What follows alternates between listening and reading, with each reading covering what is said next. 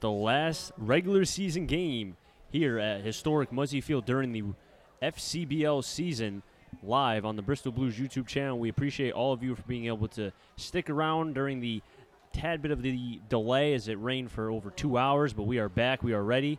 If you're wondering why the players are wearing pink, it is because it's Breast Cancer Awareness Day, and we also had Host Appreciation Day as well. Both myself, Chris Saunders, and AJ Fabry, we thank you for being able to spend your regular season here on the Bristol Blues YouTube channel. And AJ, it's been a pleasure. Chris, always been a pleasure this entire summer. It's been fantastic. It's been a lot of fun, and I want to thank you at home for tuning in and night out to this FCBL action here at Muzzy Field. Another good one on hand between the Bristol Blues and the Pittsfield Suns as we round into playoff form here. And Chris, you mentioned a bit of about a 30-minute delay here to tonight's game, but kind of turned out not so bad for Bristol as the crowd has filed in, certainly looking for some good baseball, and got a fireworks display after this game tonight. And the weather has certainly cleared up. It was looking to be in dire straits with the rain coming down about a half hour ago, but it has cleared up nicely, and we got a heck of a ball game ahead of you tonight, and it'll be Jake Regula getting the ball for the Bristol Blues tonight, set to face this Pittsfield Sun lineup. And you mentioned about the crowd. I think there being as many people as there are, maybe you can kind of rejuvenate and give this team a little bit of energy, because right now they are 10-13 at home. And that is something that if they're going to be playing, which they are on Monday during the playoff game, we don't know against who, possibly what time yet, they need to be able to win games here. But Regula is ready. Kronk, who's the first batter, is ready. Let's do it. He swings at the first pitch, and that's going to go towards foul territory near first base. And that is Teddy Haig making his first appearance on the field here in 2018, the FCBL season, for the first out. And AJ, why don't you round out the defense for the Bristol Blues? And that defense for Bristol, you saw there Teddy Haig making the play at first. The rest of the infield, Ian Osberg at second, Jeremy Sagan at short, and Justin Henry Malloy back from an oblique strain. He's back at third. First pitch high from Regula as you saw Thomas Hughes try to bunt. And in the outfield will be Dylan Reynolds, Alex Leparco, and Peyton Stevens in left, center, and right. And the battery mate of Jake Regula behind the dish, Bryce Ramsey, the catcher out of Hartford. And Thomas Hughes, as we've mentioned, plays second base, 160 average with 1 home run, 10 RBIs, even 11 walks to 11 strikeouts. He goes to Oklahoma University. 1-1 fastball down the middle, 1-2. And AJ, we've seen Regula pitch before quite a few times here, and the big thing with him, all about command. 1-2, breaking ball inside, too much, 2-2. Regula on the year, 1-1 with a 5.66 ERA, 20 2/3 innings pitched, 14 strikeouts to 12 walks, and 22 hits surrendered. Slowly hit to the first base side of Haig. He's going to tag first, and he's recorded both outs here in the top of the first. Not too bad for Teddy Haig in his first start of the year at first base. Been on the bench, designated hitting, primarily because of some shoulder problems that occurred this spring, but he's done his job swinging the bat and awarded tonight with the start at first. And Chris, you mentioned tonight we are honoring, paying tribute, as this one is flared into right field. Nice play there by Teddy Haig. So Teddy Haig making all 3 outs in his first start of the year at first base, Chris. AJ, who needs the rest of the defense? Just have Haig out there for the entire game. Just Why not? A pitcher, a catcher, and Teddy Haig. That's all you need. Who would have thought? And isn't that quite interesting that every ball was hit to him? And we've mentioned many times, the ball will always find you. First time Haig plays defense for the Bristol Blues this 2018 season, and don't you know, all 3 balls went right to him. Well, no more butterflies for Haig. He's ready to go here as we head to the bottom of the first. And let's keep it right here, as we're going to be thanking quite a few families. The Host Appreciation Day, as we've mentioned, as well as Cancer Awareness Day, as you can tell why the players for the Bristol Blues are wearing pink. Each half inning, we are going to be thanking a host family. So I do think we did not say one in the top of the first. You're right. So we're going to hit the top of the first and now the bottom of the first. You're right, Chris. And back in the top of the first, we would like to thank Dave and Tammy Kelly, who this year hosted Ian Osberg. And special shout out to Dave and Tammy. They are one of the 6 families that have been hosting Bristol Blues players since the Blues came here to Bristol. So again, these families playing a huge part in the community role here in all around the FCBL. These players coming from all over the country to play some summer ball, and it would not be possible without the generosity and the hospitality of these families. So Dave and Tammy Kelly, we thank you. And similarly, we would like to thank Bob and May Palmisano, who hosted Alex Laparco and Mark Tomosa this summer, as they also one of the 6 families that have been hosting Bristol Blues players since they arrived here in Bristol. So shout out to those 2 families tonight here on Host Family Appreciation Night, the last regular season game here at Muzzy Field this evening. And without those families, AJ, that these players, you got to remember, a lot of them, for people back home who maybe are not familiar with the FCBL, most of these players are coming from different states, in some cases, different countries, if you think about it. And, I mean, prime example, the second batter for the Suns is from Oklahoma University, Thomas Hughes, and he's from the area in Oklahoma. So these players, the families, are a big part of this league, and without them, this would not be possible. You're exactly right, Chris. The generosity of these families it just allows the FCBL to happen. So special kudos to them as Ian Osberg, the leadoff hitter, fouls that one back. And first pitch fouled back off the bat of Ian Osberg. 0-1. We'll give you the defense for the Suns as well as the starting 9 after this pitch from the left-hander, Joey Rogers. 0-1. Low 1-1. AJ, why don't you give the defense for the Suns? The outfield left, center, right. Kyle Cronk, Nolan Cloutier, and Dylan Faircloth. 1-1 slicing towards the left field line, and that's just going to go foul towards the Blues bullpen. And in the infield, Jack Kolomovic at third, Brian McHale at second, Thomas Hughes, the second baseman, and Dave Matthews at first. On the mound, as Chris mentioned, the lefty, Joey Rogers, and his battery mate behind the dish, Severino Simeone. 1-2 count on the Quinnipiac product. Looks at a breaking ball outside, 2-2. After Osberg will be Alex Laparco, Dylan Reynolds, and then Justin Henry Malloy, who's making his first return back to Bristol since his injury to, I think it was his abdominal, if I'm correct. Oblique. He had a strained oblique. He was sidelined for a couple weeks, and nobody here, we weren't really sure if he was going to be able to get back in time for the playoff run, but you got to give credit to the youngster here. Headed to Vanderbilt next year. He showing some dedication to this Bristol team, and he's back and he's ready to go, and he's played well since returning off the injury list. And I think having Malloy in the middle of that lineup without Bonficini, who might be out for the rest of the year with mono, and with Winkle, who was at UConn and won't be back till potentially the weekend at best, you need that middle of the order presence. 3-2 on the hands, soft liner towards the third baseman, Kolowomic, and the first out's recorded. That's going to bring up Alex Laparco, 266 average, 29 runs scored. That's 12th in the FCBL with 17 walks to 19 strikeouts. He goes to Western New England. First pitch from the lefty outside, called a strike, 0-1. And if you are a avid listener here on the Bristol Blues YouTube channel, you must be very familiar with Rogers as he plunks Laparco there. Looked like on the shoulder, Chris.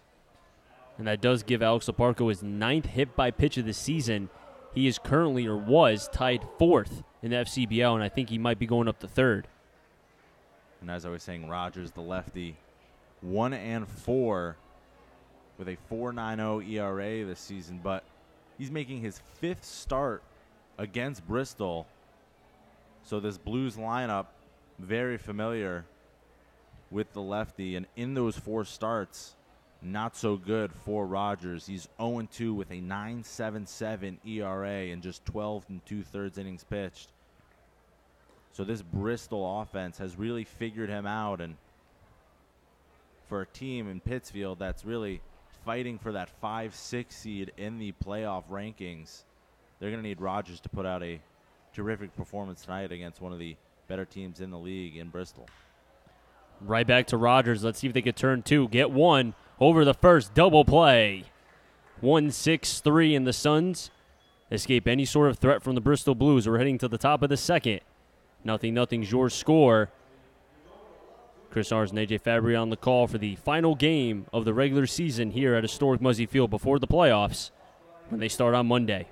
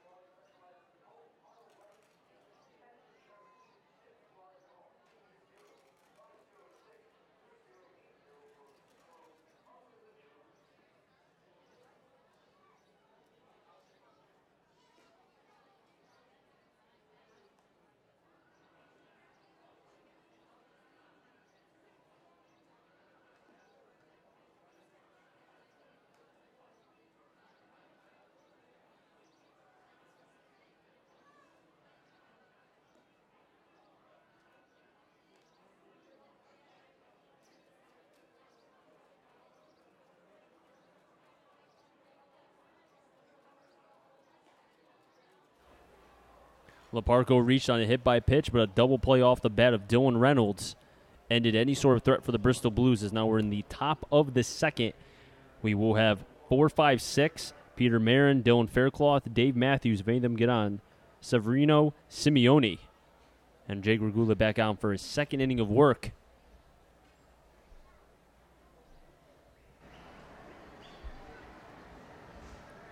First pitch from Regula outside, 1-0. Bristol Blues coming with a 27-21 record, best for third place in the FCBL. And as AJ's mentioned, the Pittsfield Suns fighting for their lives, currently in sixth place, 19-28. 1-0, fastball in, kind of brushed off the plate from Marin, 2-0. And the Blues pretty squarely in that 3 seed for the FCBL postseason. The 2-0. It's going to be a chopper towards second base. Osberg plays it behind, throws off the back foot. Stretch play from Teddy Haig, and a nice little 4-3 putout. Good strong throw there from Osberg. Had a range up the middle. Able to snag it glove side, and with his momentum kind of carrying him towards center field, able to really stick his foot in the ground and fire a strike over there at Teddy Haig to beat out the hustling Marin. Faircloth at the plate, 270 average, 7 doubles as he follows that pitch off the netting. 7 doubles, best for 9th in the FCBL. He goes to North Lake Community College. 11 walks to 19 strikeouts, and also has 19 RBIs on the season. 0-1, breaking ball outside. And AJ, I think looking at that right there, between the first inning and the second inning, that breaking ball looks to have a lot more bite to it than we've seen before. That's been a bit of a bugaboo for Regula this summer. 1-1 off Faircloth. Umpire's going to call foul. Regula, a big frame out there, a power guy, fastball, curveball, and sometimes that curveball just doesn't have the sharp action. That's when he normally gets into trouble. But in the early going so far, that thing looks sharp, has a nice sharp break to it, and he's been able to keep these Pittsfield batters off balance. 1-2 count on Faircloth. Dave Matthews next up, and Faircloth lines that into center field for the first single for the Pittsfield Suns here in the top of the second, and it's off the bat of their right fielder, Dylan Faircloth. And that was a pitch, AJ, breaking ball. He was trying to throw it outside the back door to Faircloth, and that ended up being a spinner. Yeah, 2-strike count there, and Regula just laying that one in there a little bit too good when he's ahead in the count, 1-2. You normally want to go off the plate there, try to get the batter to chase. He's already in a defensive position, defensive mindset, but too much at the plate right there, and nice job there from Faircloth. This is a batter at the plate. Dave Matthews goes to Central, has 3 home runs. 2 of those home runs came against Bristol during that doubleheader, and one of them was off of Jake Regula. And I'm sure Jake has not forgotten that. Back on June 17th, Matthews, good numbers against the Blues this summer. We'll see how Regula attacks. Now Matthews is 7th in the FCBL in strikeouts, so he has been vulnerable to the K, but currently up 2-0 in the count. Matthews batting from the left side. 2-0. Matthews kind of really gave up on that pitch as that was a two-seamer in. 2-1. Nice job of Regula there establishing the inside fastball, and you saw Matthews bail early. A little bit of an intimidation factor from Regula trying to brush Matthews off the plate. Again, same situation, but this time called a ball. 3-1 with Simeone on deck and the third baseman Jack Kololomic in the hole. Regula gets the sign from Ramsey. Pauses. Staring down the runner on first. 3-1 pitch. High fastball. Overthrew it and looked to me like a little bit of a pitch around AJ. Matthews has had Bristol's number this entire summer, so you're exactly right. A bit of a pitch around, but if you're Regula early in this game, only the second inning, you really want to get ahead and attack, and you don't really want to be pitching around guys this early. You normally just see that in kind of late game situations with men on scoring position. But now, Regula, bit of a situation here. 2 men on, only 1 out. First pitch to the catcher, Simeone, down the middle, 0-1. Well, the reason why this game had to start a little bit late is because of all the rain that came about Connecticut, where it rained for over 2 hours. And something to watch for is when there's runners on base is how much grip they're going to be able to have when they start to go. 0-1, fastball chopper up the third baseline. Malloy gets it, but it's going to go foul. 0-2. We'll see if Regula here going to go back to that sharp off-speed pitch that we were talking about earlier. Try to go to it against Faircloth in a 1-2 count. In a similar situation here, Faircloth, though, able to handle it, drive it into center field for a base hit. We'll see if Regula can learn from his mistakes and go a little bit further outside of the strike zone, try to get the strikeout here. Now, who's the family for this half inning that we're going to thank? I'll give it to you after this pitch. 0-2 breaking ball, swung at and missed. And a big first strikeout for Jake Regula with runners on first and second. And the family for the top of the second, we'd like to thank the Lozier family. They hosted Kelvin Sosa and Mark Silvestri throughout this summer, so once again, we'd like to give a big thank you to the Lozier family. Jack Kololomic from the College of Charleston at the plate, batting from the left side. He swings at the first pitch, but that's going to go way foul. 0-1. The third baseman batting 182 with 10 RBIs, 19 strikeouts on the season. Big strikeout there from Regula, especially with 2 men on. Kind of eases the pressure a little bit. Only have to get a fly ball here, something easy to get out of this inning. And with 2 away, seems a lot more doable than with just 1 out. 1-0. Fastball inside. Ramsey couldn't grip it. 1-1. Kind of popped out of his glove a little bit towards the right-handed hitter's batter's box. Ramsey's 12th start behind the dish, and it's been a bit of a carousel behind the dish so far for Bristol.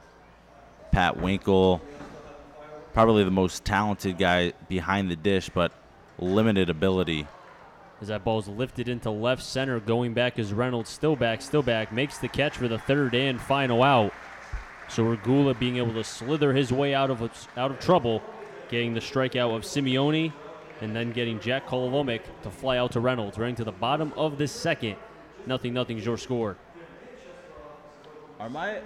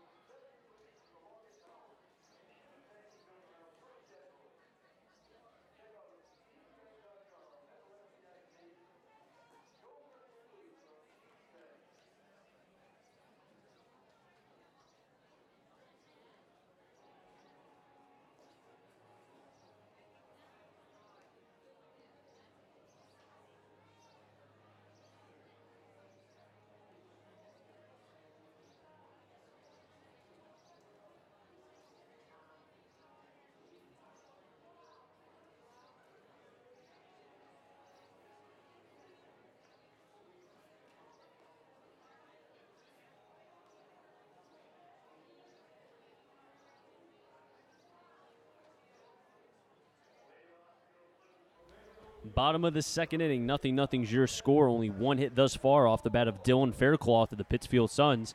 And this bottom of the second inning, host family is AJ. The Kilborn family, who hosted Alex Bauman this season. So thank you to the Kilborn family.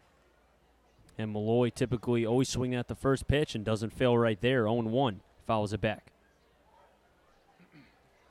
We'll have 4, 5, and 6. Malloy, who's at the plate. Teddy Haig, Sullivan, and then Peyton Stevens, if any of them get on. 0-1 to Malloy. Fastball inside, 1-1.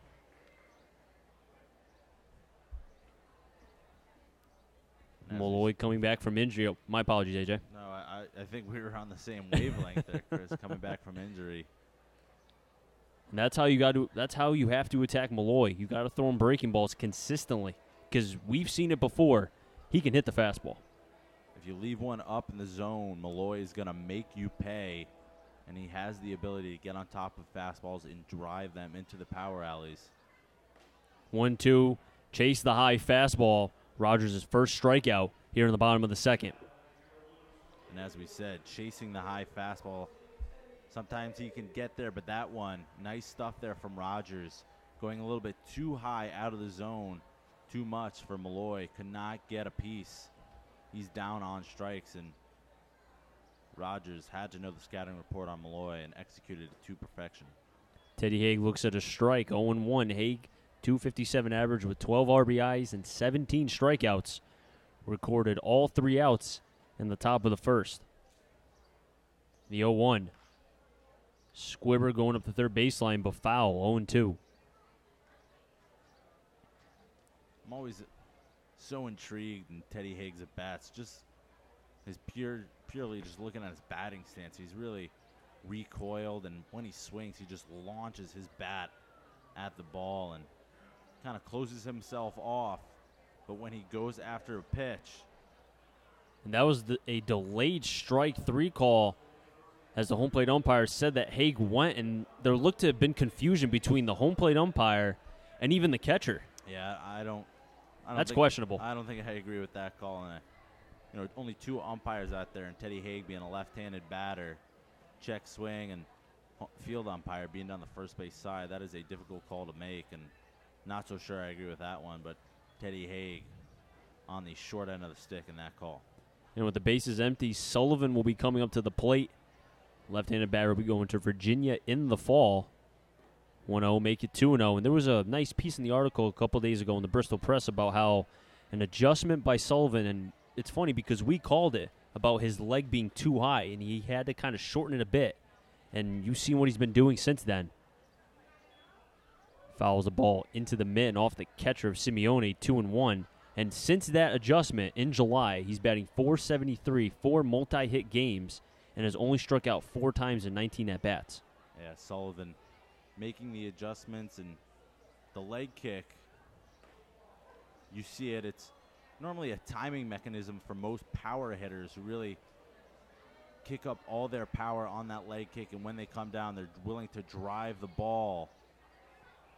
And Sullivan just taking a little bit off that, looking to make more contact when he's at the plate, and so far it's provided dividends for the youngster headed to Virginia next year.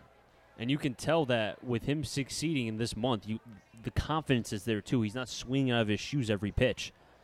3-2 broken bat, gets behind Rogers. Shortstop McHale is going to have to make the throw off balance and not in time. And Sullivan's going to get on with an infield single. First hit of the day for the Bristol Blues. Each team has 1 hit apiece here in the bottom of the second. And that broken bat is going to die a hero for Sullivan. Able to leg that one out, and Rogers, a lefty, unable to glove that chopper up the middle. Try to go behind the back, couldn't get there, and was going to be a tough play for McHale coming across his body. And Sullivan, the long, lanky legs, able to beat that one out for the first hit of the day for Bristol. And Peyton Stevens coming up with a runner on first, looks at a strike, 0-1. Peyton has had an odd season. He started out red hot, batting over .320 for a good majority of maybe 2 weeks. And then since then, the strikeouts have been big, 37 in the top 5 of the FCBO for strikeouts. Comes to says Rogers, fires in a fastball, and Stevens swinging at nothing. 0-2. And Stevens, when he has those kind of swings, you just know that he's not really seeing the ball well when he just waves at an off-speed pitch that's not even close to the strike zone. So sometimes that's a tell there for the pitcher if he's just really dominated in the at-bat. As you see, able to lay off that one right there. But Stevens, kind of a high-risk, high-reward hitter. Kind of, you see, talk about all the time the launch angle in the swings, and Peyton Stevens, one of those guys who really has those uppercut swings, and when he's able to get into one, it'll lead to extra base hits, but sometimes that's been his downfall with the 37 strikeouts.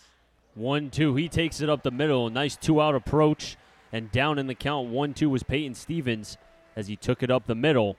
Second hit for the Bristol Blues in this inning. First came off the bat, an infield single of Jimmy Sullivan, and then Peyton Stevens driving it up to center, and the Blues again have something cooking here in the bottom of the second. And the Blues coming into this one averaging just 4.6 runs per game. And most of them have come with 2 outs. And, you know, they're not always at the top of the league averages. They are last in the FCBL on extra base hits. They have a team batting average of just 253, which is 5th best in the FCBL. As Ramsey takes strike ones. But they've maintained 3rd place in the FCBL, and it normally comes in these kind of situations. 2-out rallies, you got a couple guys on, and somebody comes through with a big base hit, and that's exactly what they're going to need here out of the catcher, Bryce Ramsey, to take an early lead. 0-1 count to Ramsey. Inside on the hands, going towards right field. Faircloth is going to go back behind and makes the catch. Then the Blues strand runners on first and second. Both singles wasted by Peyton Stevens and Jimmy Sullivan. Running to the top of the third. We're going to keep it right here with 0-0. Both teams have failed to score thus far. We're going to go over a little bit of the schedule remaining for both teams. For the Blues, they have the Navigators and then the Suns. Only 2 away games. But then you look at Pittsfield on the other hand. They play the Knights twice, and they play the Blues twice. Okay? Now, the reason why that's such a big factor is because Pittsfield currently in 6th place, 19-28 AJ. They're competing with both North Shore, who is in last place, 1 loss behind, and we were talking about that, and then Nashua, who has 20 wins. So those 2 games for the Suns against the Nashua Silver Knights could potentially be their playoffs right there. Yeah, this Pittsfield team really in a tight race at the bottom half of the FCBL. And Pittsfield, they only have 28 losses compared to North Shore, who has 34 losses. So depending on the way you look at it, I think Pittsfield has really locked up at least the 6th seed. But the difference between 6 and 5 is huge, because just looking on the FCBL website today, after each round of the playoffs, it's the lowest seed has to play the highest seed. So if you head in to the playoffs as the 6th seed, you will always be playing the best remaining team as evaluated by their ranking. So if Pittsfield could kind of work up to that 5th seed, that would be huge. And for the Bristol fans watching, that's also an interesting race to keep an eye on, because that will determine essentially who they will play in the postseason. As we talked about earlier in the broadcast, Bristol pretty much locked into that 3rd seed, so they will be playing in that 1-game playoff. If you're not familiar how the playoff system works in the FCBL, 6 teams make it, 6 out of the 7, and the first 2 seeds, they have an automatic bye into the 2nd round, and then the remaining 4 will have to play in a 1-game elimination, so it'll be 3 against 6 and 4 against 5. So Bristol looking like they're going to have to play in that 1-game knockout round. So nerve-wracking, but it should be fun, and it could be against this very Sun team. So interesting to watch that playoff battle, how it unfolds the rest of the regular season. 9th and top. Cloutier looks at a first pitch ball. Next pitch coming. Cuts at and misses. 1-1. Once Cloutier's at bat results in either an out or a hit, will be Kyle Cronk, then Thomas Hughes. If any of them get on, Brian McHale. 1-1, make it 1-2. Cloutier chasing the high cheese. In this half inning, we would like to thank the Moore family, who hosted Ryan Lutz earlier this summer. So special thank you to the Moore family, one of the host families this summer for the Bristol Blues. 1-2 coming. Breaking ball down the middle. Strike 3.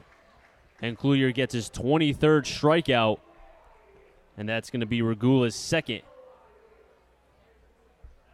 Sharp breaking ball there, 12-6, good action. Really froze Cloutier, just had nothing to do with that pitch. Couldn't even lift the bat off his shoulders as he is fanned. As you said, Chris, second strikeout of the day for Regula, and so far the off-speed seems to be helping him out. And Kyle Cronk swinging at the first pitch. And an easy can of corn for Alex Leparco for the second out. And now from here on forward, each batter after Kyle Cronk will be getting their second at-bat. Now we'll bring up the Thomas Hughes, number 13, the second baseman. He grounded out to Teddy Haig back in the first. Hughes, the Sooner, out of Oklahoma, a native of Norman, Oklahoma. So Oklahoma through and through. I'm sure it's really a special opportunity to play for his hometown school. Going to be a senior this fall. He hit 276 for the Sooners in limited playing time, but putting in the work this summer, looking to produce for the Sooners this coming season. One more long foul by Hughes. Regula tried to get away with a high fastball, and Hughes kind of went after that and took it a mile. But as my old coach used to say back in Legion, my first year, that's just a long strike. Exactly right. Regula here. See if he goes back to the off-speed. He does, but just a bit high and almost hit him. I wanted to say outside, but it wasn't outside. Hughes there able to duck out of the way, and not sure if it was a bad grip, but unable to snap that one back, Regula. 2-2 breaking ball. He aims it right there and gets it. Second strikeout of the inning, and Regula's third of the day. And I'm not going to lie to you, AJ. Thomas Hughes, after seeing a curveball go behind him and almost hit him, I think a lot of batters would have froze on that pitch. Yeah, confidence in Regula to go back to the off-speed after you just threw one over a guy's head. That's indicative of how Regula's feeling out there on the mound, and he's pitching well so far. Just one hit surrendered through 3 innings of work as we head to the bottom half. Chris Saunders and AJ Fabry for the final regular season home game here at historic Muzzy Field. Here on the Bristol Blues YouTube channel, we'd like to thank all of you who've spent the entire summer being able to watch Bristol Blues baseball. And the reason why the Bristol Blues are wearing pink is because it's Breast Cancer Awareness Day. And every half inning we are mentioning a family because it's also Host Appreciation Day. So we want to make sure we cover all the bases, dot our I's, and cross the T's as we're heading to the bottom of the third.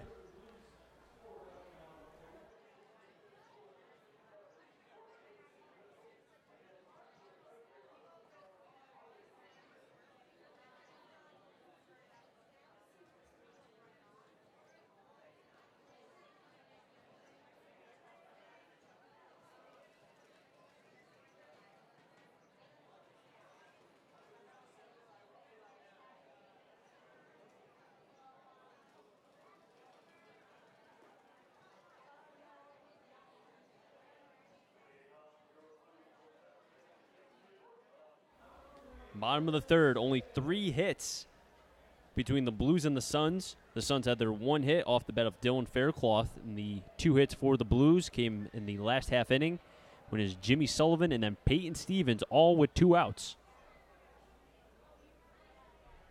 And Sagan will swing at the first pitch towards right field. Mentioned Faircloth was the first hit for the Suns and now records the first out here in the bottom of the third. In this inning, we'd like to thank the Dudek family, who hosted Kyle Haig, and they are also one of these 6 families that has been hosting since the Blues arrived here in Bristol. So the Dudek family, a mainstay for the Blues. Special shout out to them, and thank you for hosting for this Bristol organization. Osberg getting his second at-bat, looks at a first pitch curveball down the middle, 0-1. Quick score update for the Yankee and Red Sox fans out there. 4-1 is the score. Yankees are up over the Red Sox. 0-1 to Osberg towards the left side. Cronk still giving chase. And just out of reach. 0-2. On deck is Leparco, in the hole, Dylan Reynolds. I'll give you some score updates from around the FCBL. In the bottom of the 4th, it's Martha's Vineyard leading Brockton 4-2. And elsewhere in the bottom of the second, the Bravehearts and the Silver Knights are tied, no score. Rogers taking his time. Osberg wants to step out for a second, catch his breath, fix the gloves, and he's back and ready. 0-2 coming from Rogers. Breaking ball, and Osberg just gets a piece to stay alive. It'll be interesting to watch that Silver Knights score because, as we were talking about the playoff picture earlier, Nashua, their record, they're currently sitting at 20-29. Meanwhile, Pittsfield 19-28. 0-2, nice eye by Osberg. So any way you slice it, I mean, that's essentially, I mean, a dead tie there is Pittsfield ahead one game in the loss column, but Nashua ahead one game in the win column. But like we said, those two teams squaring off twice more before the regular season ends. So it'll be interesting to see how those games play out in the bottom half of the league. And if you're the Blues, how much, I mean, you've played the Suns so many times this season. I'm sure they know you just like you know them. But if there's anything that you don't want to show them, you might want to hold it because you might see them in the playoffs. And I think in a one-game knockout situation, I mean, you're going to have to go with your best guy. And another interesting little wrinkle to the playoffs is that 2-2 and Osberg continuing this at bat.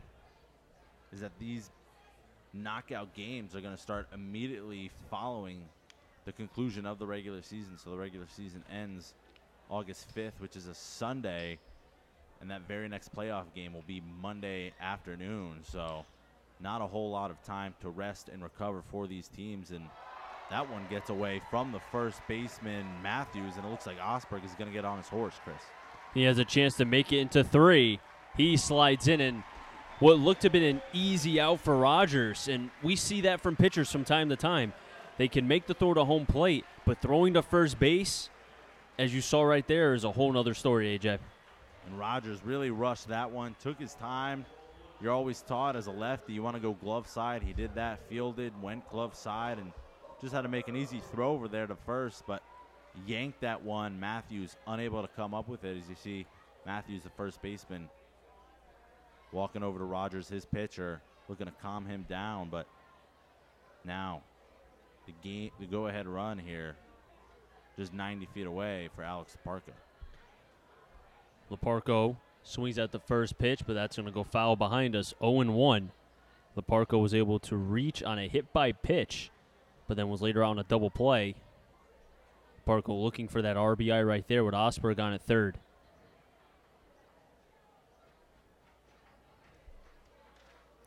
Rogers comes to the belt. 0-1. Second time that Leparco's been hit. And with the infield in, if you're a Pittsfield Suns fan looking at the glass half full, that does in a way set up the double play because with one out, you get 2, you're out of the inning. I don't know if Pittsfield doesn't like Alex Leparco. I mean, he seems like a nice enough guy to What me, has he done? Chris. I mean, what did he ever do to the Suns? Nah, it looked like that one was an off-speed pitch that just got away from Rogers. So Leparco trotting down to first, took that one off the back, but not in too much pain. But a big opportunity here for Dylan Reynolds, the 3-hole hitter, hitting over 300 now for Bristol. And Leparco with 11 stolen bases on the year. We'll see if manager Ronnie Palmer wants to stay out of the double play and sends Leparco. Might be difficult with a lefty on the mound, though, Chris. No, I think it will be. And looking at Leparco, if he does go, he typically will early in the count, as Reynolds looks at a first pitch fastball inside 1-0. And if there is a throw to second base, it will be the shortstop McHale who will be covering the bag because of Hughes having the play to the pull side of Reynolds. Leparco taking the lead. Osberg on at third. 1-0 count. Reynolds might have a chance to be able to get an RBI, and it will, as it's going to drop in front of left field. Leparco being able to take an excellent read, rounded second, and got to third.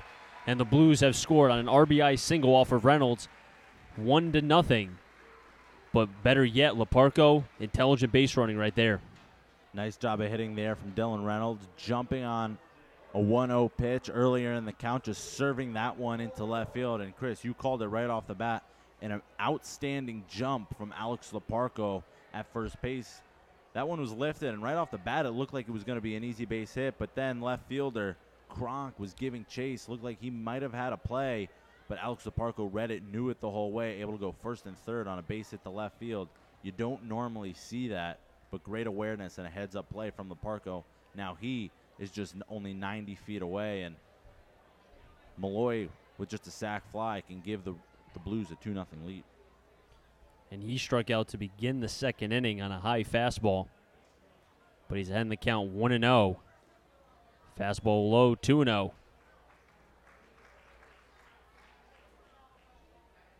And if you're Rogers right now, you do not want to have to try to come after Malloy with a fastball. So it wouldn't shock me if a breaking ball was thrown here, even if he falls behind 3-0, because you'd rather give up a walk than give up a 3-run dinger. 2-0 to Malloy. I don't know how he got away with that one. Malloy, I think, was looking dead red, but just missed. Yeah, he's called it just missed on that one. And another point for Rogers to be careful here. If you're going to pitch around Malloy, you got Teddy Haig on deck, who is a lefty. So typically you would like that lefty-lefty matchup, especially in a double play situation. We'll see how Rogers handles this at bat with the dangerous Malloy. Rogers throws back to first. Runners on third and first. Reynolds on first. Leparco on second. Good speed on the bases right now. That's another thing about the top half of the order. You got Osberg, Leparco, and Reynolds. All good wheels. Always dangerous to either steal a base or, as we saw with Leparco, take an extra base on a base hit. So the athleticism at the top of the order really paying dividends here. We'll see if Justin Henry Malloy, now with 2 strikes, just able to get this ball in the air and drive in a run. And Teddy Haig is on deck. Malloy with an even count, 2-2. Fastball drives it into center. Coolier's going to be able to come in, makes the catch. Tagging third is Leparco. And a sac fly for Justin Henry Malloy gives the Blues a 2-0 lead. Malloy with his 13th RBI of the season. Nice piece of hitting there from Malloy. 2-2 count. Got a pitch that he liked and drove it into center field. Cloutier right there, but with Leparco's wheels, easy enough to score from third. And interesting stat here that I was looking today. And Bristol, they actually lead the league in sacrifices.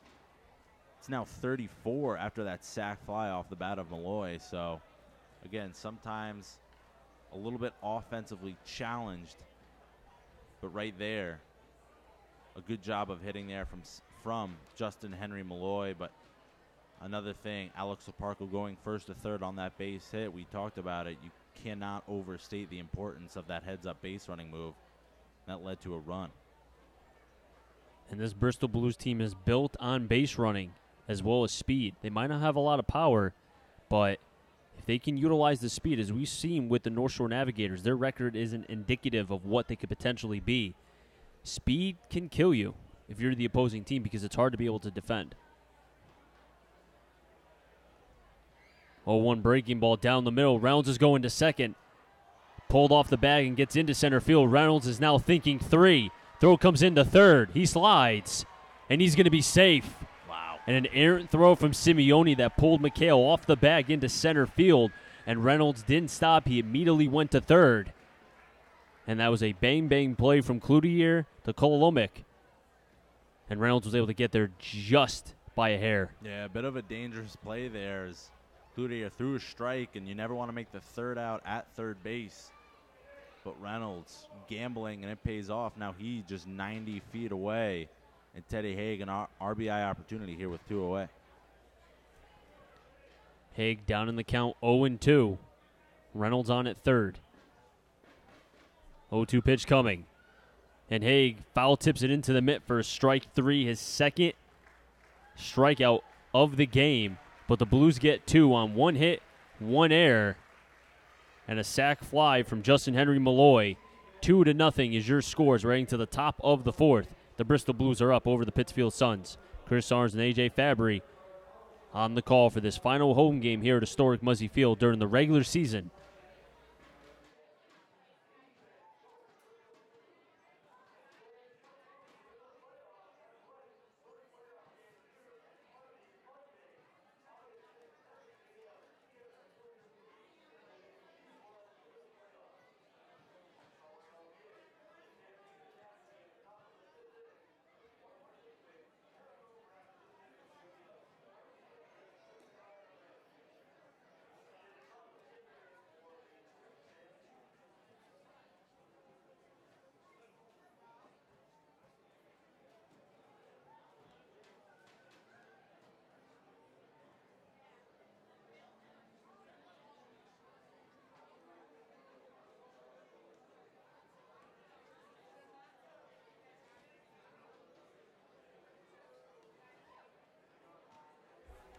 Top of the fourth, 2-0 is your score. If you're just tuning in, the Bristol Blues were able to get two in the bottom of the third on a sac fly by Malloy and RBI from Reynolds.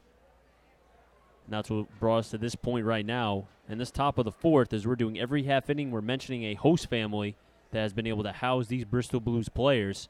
So, AJ, who's in this top of the fourth? Top of the fourth, we'd like to recognize Carol Carter, who hosted Neil McDermott, Jared Kolar, and Adam Riggleman. So 3 Bristol Blues hosted from Carol Carter. We'd like to thank her for her dedication. Carol Carter, one of the 6 parties to host Bristol Blues for their entire tenure here at Bristol.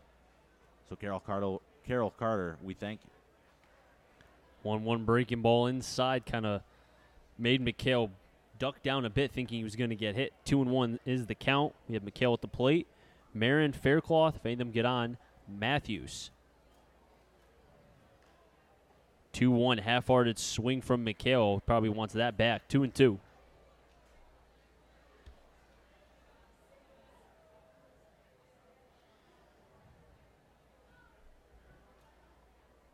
Reynolds gets the sign that he wants, steps off the rubber and fires the breaking ball and gets a swinging strike. Every one of his strikeouts have come via the curveball, and that pitch has been something of a quandary for him this season. But right now, it is working for him left and right. Might as well take advantage of it while it's on. And for Regula tonight, that pitch has been unhittable when he's able to locate it, especially with 2 strikes. And I'm sure now all these Pittsfield hitters know if they're down 1-2, 0-2, it's coming. But I don't even think if you told them that it was coming that they would be able to get a piece. And Peter Marin at the plate. Grounded out to the second baseman. Nice diving play from Malloy. Loses the sunglasses. Makes a strong throw over to Haig. And Jake Regula pointing at his third baseman. And Malloy showing off the poise right there.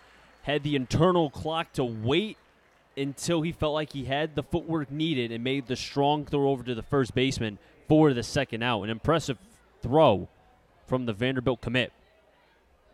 Yeah, what a play there from Malloy. And that ball was hit so hard that he really had all the time in the world once he got up. But the hard part was getting a glove on it, and he did exactly that. Stood right up and fired a strike over to Haig. What a play from Justin Henry Malloy. And that one off the bat sounded like a sure base hit. Malloy taking that one away from Marin. 1-0 count to Dylan Faircloth, and he gets his second hit of the day. That is a nice piece of hitting over Sagan's head for his second hit of the day. Both hits for the Suns coming off the bat of Dylan Faircloth. So he's been able to get a decent piece off of Regula, but the rest of the team right now, when you look at it, 4 strikeouts, and with a little help from the defensive side of the Bristol Blues, and they've been able to keep this Pittsfield Suns team at bay. You got to think Regula a little bit predictable earlier in the count, and you know he's going to go to the off-speed pitch later in the count, and that has been downright unhittable so far in this ball game. So these Pittsfield hitters getting aggressive earlier in the count, looking to make some plays. And Matthews, who walked in his first at-bat, is seeing Regula for the second time. Matthews does have power, 3 home runs, 2 of them coming off against the Blues in the doubleheader earlier in the season. A 2-run shot would tie this game. 1-0 has a chance to go foul. Malloy's going to give it a little bit of a run, but decides to retreat as it went foul into the stands. 1-1. And what a crowd we have tonight. This is how we should have probably have seen during the whole season, because you could tell this team feeds off it. Last regular season game of the season for Bristol, and the Bristol faithful coming out in droves to support their guys. 1-1 breaking balls. Ramsey couldn't snap at it and went behind him. And because of that, I would call that a pass ball. Yeah. That's going to get Faircloth to second base. And Ramsey, we've seen a couple times with that breaking ball not being able to kind of close the mitt. And it's gone away from him that time a little bit more. Yeah, off-speed pitch there, so probably some tricky spin. Ramsey unable to glove that one, and once it hit the dirt, rolled away. He just could not find that in time, and Faircloth able to advance to scoring position. Oh. 2-1 as Matthews lost the grip of the bat. And I don't know what went farther, the ball or the bat. Well, there was some precipitation earlier today. Got to wonder if any bats were left out in the open during the rainfall. Going to need some more pine tar as he's signaling towards the dugout, and it looks like he'll do just that, as getting a little bit of some extra grip on the bat, but luckily nobody hurt on that play. But you're right, that bat went about 90 feet all the way down to first base. First base coach and Teddy Haig able to evade any shards of wood there. Faircloth on second base. Matthews, who lost the bat. I don't know if he got new gloves or put some pine tar on the bat, but regardless, he steps back in. 2's on the board, 2 balls, 2 strikes, 2 outs. Regula looking for his 5th strikeout. And he gets it via the look. Matthews goes down on the strikeout. And you see a little bit of words going back to the home plate umpire. But regardless, Regula sharp tonight as we're heading to the bottom of the 4th. 2-0 is your score.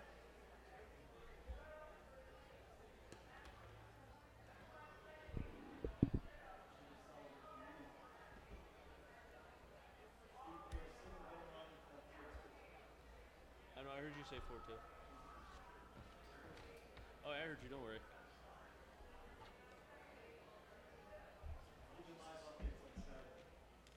Oh, please do. Thank you. You going to the Please do. game? That's awesome. I can't wait to hear the live updates. You should get me something, too.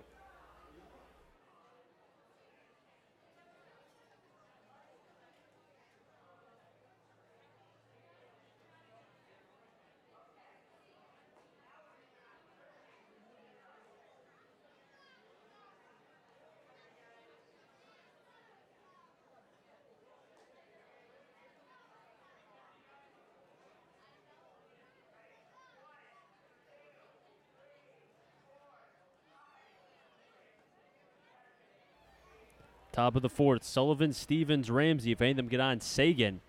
And this bottom of the 4th, host family is AJ. Host family for this inning, it'll be Dave and Kathy Proleski. They hosted Emmett Sheehan this summer, so Dave and Kathy, we thank you. And Sullivan was able to get an infield single back in the 2nd inning. And that came along with Stevens. But then Ramsey, who flew out to right field, and he ended the threat at the time when the Blues were even with the Suns, 0-0. But then Bristol was able to get 2 on an RBI single from Reynolds, and then Justin Henry Malloy to center field. That's what's brought us to this point right now. 2-0, 3 hits for the Blues, 2 for the Suns with 1 error. We have a left on left. Sullivan looks at a first pitch ball outside, 1-0. Sullivan with a .353 average, 5 RBIs. And in the month of July, 4 multi-hit games for the Virginia commit. 1-0, fouls it back, 1-1.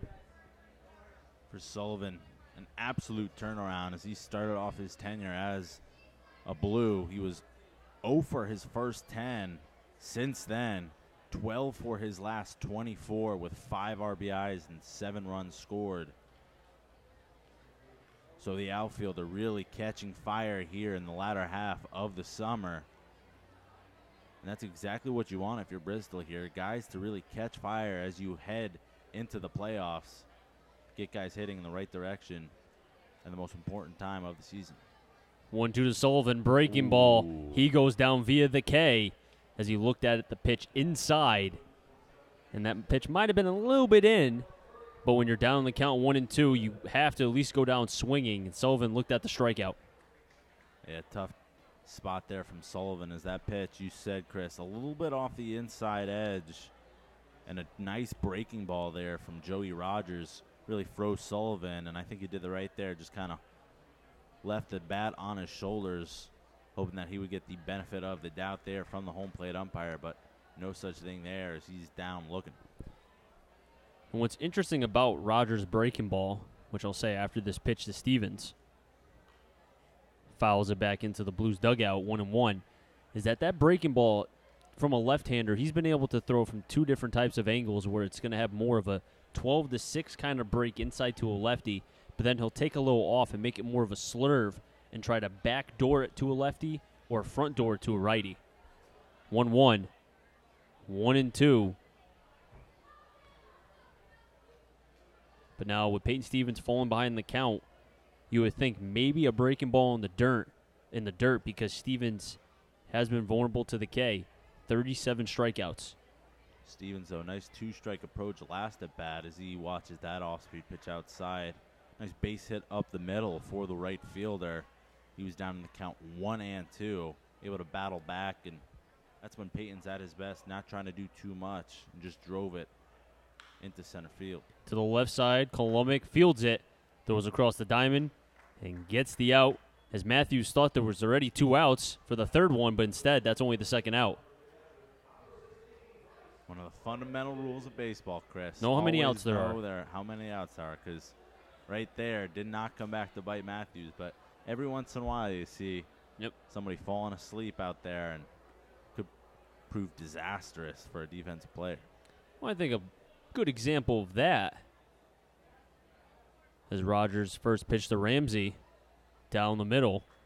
I mean, look at Torres from the Yankees, covering not just first but second base. That cost the Yankees. I understood he scored 4 runs and yada yada, but those are mental focus mistakes. He can't make that. Ramsey falling behind now 0-2, and he's not liking the calls from the home plate umpire. But he can't argue because he's behind the plate. Behind the dish, and you really can't get into many fights behind the dish, many arguments, because you got to think you're going to get the benefit of the doubt when you're behind the dish getting those pitches. So that's the life and the relationship between the catcher and the home plate umpire. Depending on how long of a leash the home plate umpire will give you, see if he rewards you when you're behind the plate. Tries to get a breaking ball outside, but didn't snap it. 1-2. Ramsey at the plate with nobody on and 2 outs. Sullivan struck out on a curveball in. Stevens ground out to the third baseman. Now Ramsey, a chopper. Rogers fields his position. He tries to let it go, and he will. And he thought that had a potential to go foul, but we've mentioned it many times before about how it's going up either third or first base. And with the wet conditions as well, that ball just died. Yeah, thick cut grass on the infield, and you said it. Have to imagine this infield grass is soaked right now, and Texas two-hopper there way up in the air about 15, 20 feet, but when that thing came down, just stopped dead in its tracks. And I think if you're Rogers, that was the right play there, able to give up on that one, but unfortunately for him, couldn't make a play, and Ramsey aboard with an infield single. First pitch to Sagan inside. She saw Simeone kind of pull back. He was setting up out, had to go back in. Surprised he got the call there, 0-1. And on that play, too, AJ, his third baseman, Kolomic, was coming back so far that even if he got to the ball, I don't think he gets Ramsey out at first. 0-1 to Sagan, foul back, 0-2. That gave the Blues their 4th hit of the day. Suns only have 2 with 1 error. Blues up 2-0 here in the bottom of the 4th. And even though the Blues are in third place and they're not going to go up or down in the standings, you want to go into the playoffs, which will be on Monday here. We don't know the opponent yet or the time. You want to go in with a positive momentum. You're exactly right, Chris. And especially when you're playing a team that you very likely could see in that playoff race. I mean, you just want to have that confidence knowing, hey, this is their guys, this is what they look to do, and we can go out there and beat them. So all of these games down the stretch of the utmost importance heading into a winner-takes-all playoff appearance.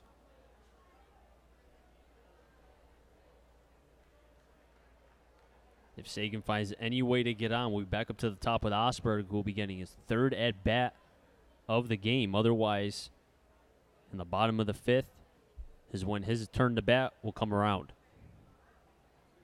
Sagan hitting under 200, 195, but one of the more opportunistic hitters, I would call him, on this Bristol team is. Ooh, he shouldn't have had that popcorn. That off-speed pitch from Rogers, way up in the air. Nice job there from Simeone get a piece on that one. But Sagan, a guy who can really kind of poke his bat head out there and not going to hit the ball 1,000 miles per hour, but able to aggravate, but unable to do so right there. Strikes out on the high fastball. Give Rogers the 4th strikeout of the day. Is running to the top of the 5th. 2-0 is your score. Bristol Blues are up over the Pittsfield Suns on Cancer Awareness and Host Family Appreciation Day.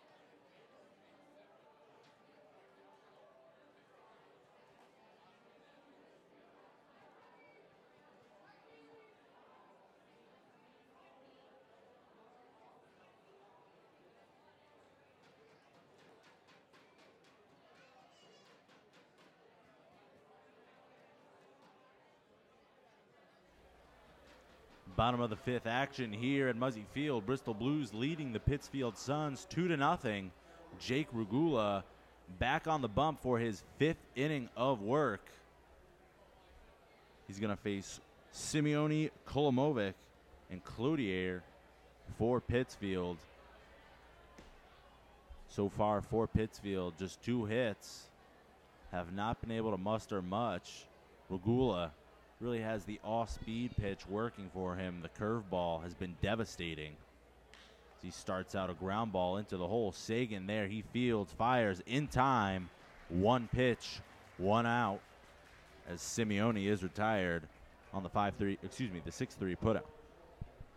And while Sagan, batting-wise, has not been probably what he wants, at least defensively, he's been able to make all the plays, and that only entices and improves this Blues defense when you could put your shortstop, third baseman in center field and the amount of coverage that Leparco has.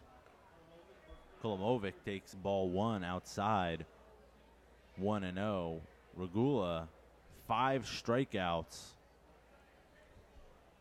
just 58 pitches, 57 pitches, 58 coming right there, and it looks like that one's going to be caught from Reynolds, who was ranging in from his spot in left center. Able to make the play for the 2nd out of the inning. So Regula so far through 5 being very efficient, just 2 hits given up. Now at 59 pitches, and Ronnie Palmer has to be pleased with the performance of his righty. When a ball is hit off the bat of a left-handed hitter, typically it's going to slice towards the left side or kind of go like a two-seamer away if you're a pitcher. And for Reynolds, he knew that ball was sinking. He had to get it before it started to drop. Cloutier lifts this one back into left field. Reynolds giving chase. It spins around, but he makes the play in the back pedal towards the left field fence. So another quick inning for Jake Regula. He has been shut down tonight. 2-0 the Blues lead as they head to the bats. Bottom of the 5th. 2-0 Blues right here on the Bristol Blues YouTube channel. Did I not say it? No, we didn't say it. We'll No, it's catch fine. him on the I'll back. just say the 2. I didn't know if you wanted me to do this or you.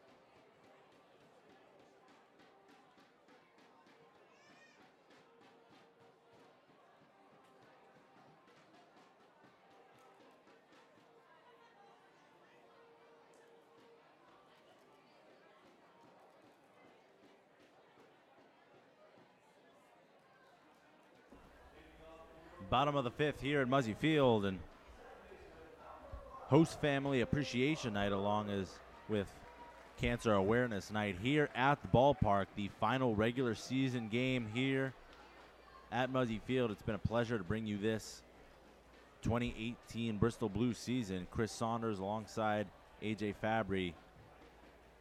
As we mentioned, host family awareness night. We'd like to pay a special thanks. We missed the top of the fifth. Crystal Myers, she hosted Rob Pacchione earlier this summer, and for this bottom half of the sixth, we'd like to recognize Mary DiPietro, who hosted Connor Nolan for most of the summer. It'll be the top of the order for Bristol. Ian Osberg set to lead things off. He is 0 for 2 on the night. A line out to third in the first, and he reached on an error by the pitcher Rogers in the third, and that sparked a rally for Bristol as he came around to score along with Alex Laparco. And that is your ball game so far, folks. 2-0, the Blues lead here in the bottom half of the fifth. And it's good for the Blues to be able to get ahead early, because we've seen from times when they fall behind that clawing back is usually a later half of their game. 0-2 misses outside. But it also hopes that they've seen what seems to be Rogers every time, and it's always here at Muzzy Field between him and Brian Johnson. The 1-2 pitch off speed, not even close, and we've seen that a couple times now for Rogers, unable to locate the off-speed stuff. And really, Chris, it hasn't been close to the strike zone, and I think Bristol has picked up on that so far. The 2-2 lifted foul. Well, when he tries to throw that breaking ball, typically he has to keep, because he's a smaller guy, he's not a big lefty. So if you start to fly open, typically your curveball is just going to spin. If you can stay on top of it and keep your mechanics closed, you're going to be able to get that finish. But more often than not, the curveball has been up. But the more you throw it, as with any pitch, chances are it could hang. 2-2 low and inside. So after falling behind in the count, 0-2, Osberg, the leadoff man for the Blues, working this count full here. Osberg been the consistent leadoff man for Bristol for pretty much the entire summer. The payoff pitch grounded to the right side. Hughes is there. He fields, fires, and is able to nab Osberg for the first out of the inning, the 4-3 putout. And to put a ribbon on the conversation we were talking about with Joey Rogers and his curveball, it's almost like Chris Archer, where he's mainly a fastball slider guy. So the more sliders he throws, you're going to hang one once in a while. And with Rogers, that curveball is his setup pitch to the fastball. I'll bring up Alex Laparco, the center fielder, as he takes ball one. And Rogers now up around 83 pitches, but no evidence of any rumblings down in the Pittsfield bullpen. So he's going to stay out there to finish out this fifth as Laparco lifts this one into left field. Cronk is there, and he will glove it for the second out of the inning. So Laparco retired on the F7. And it's been a fairly clean game thus far for both sides, Bristol and Pittsfield. Only one error for the Suns. The Blues have played spectacular defense to this point.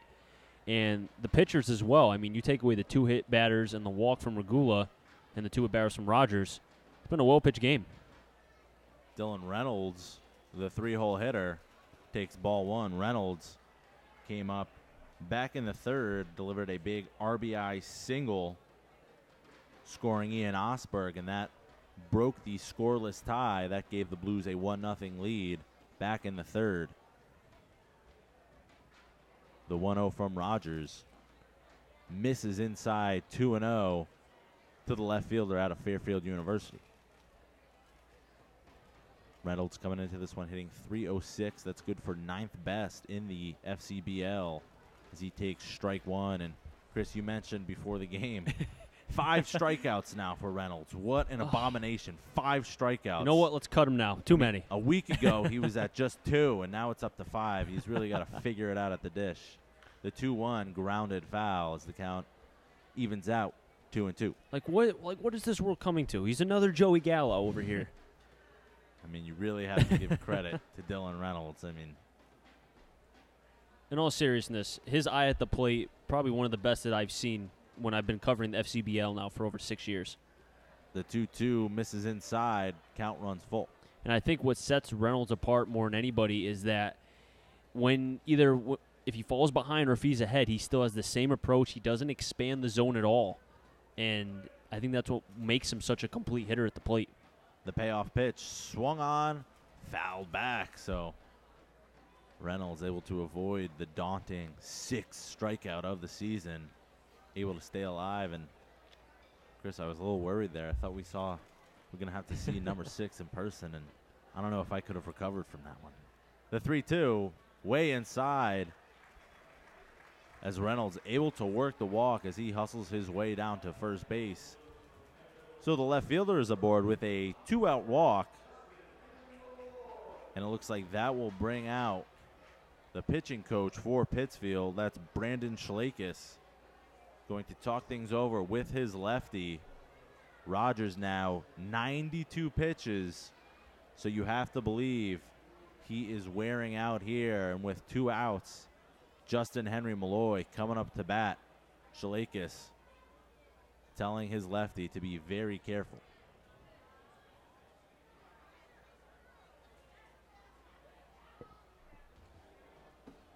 And there is bullpen action for the Suns, and as you mentioned, AJ, 92 pitches for the lefty. Probably maybe one batter, if not 2, depending on how quickly Malloy will be at the plate. But regardless, this is a game that you do not want to get out of hand, and Malloy can be able to drive one deep and make it 4-0 very quickly. A 2-0 lead for Bristol. Reynolds off first. Malloy takes low, 1-0. Malloy a strikeout victim in the second, but came back in the third. Followed that at bat up with an RBI sac fly, scoring Alex Leparco for the second run of the ball game.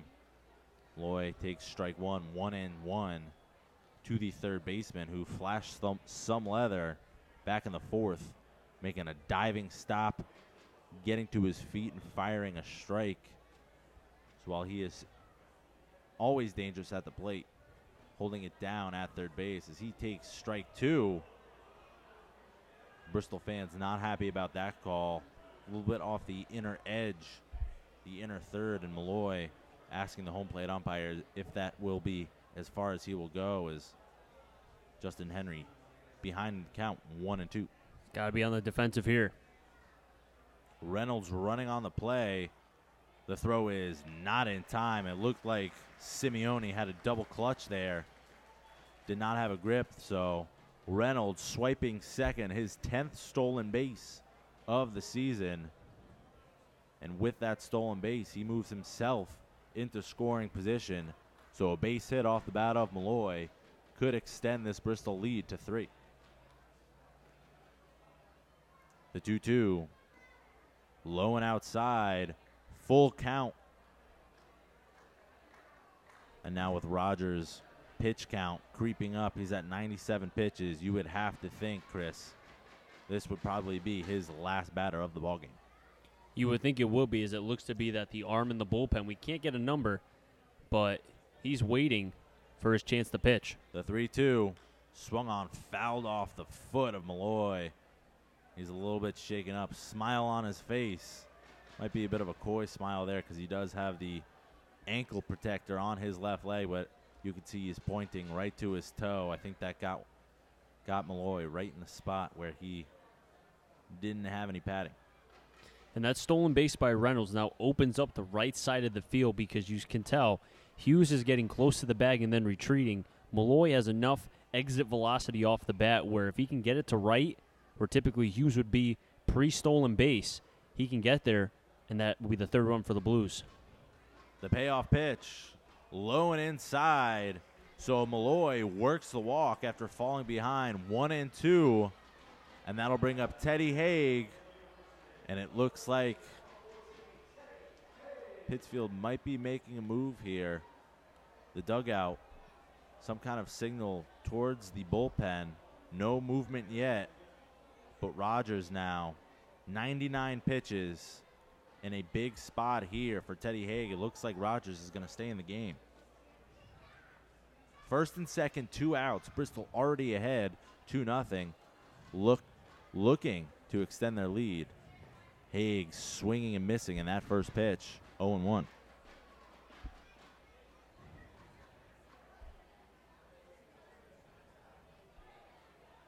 Correction, Reynolds with a stolen base earlier in the game, and the stolen base earlier this inning. That is his 11th on the season.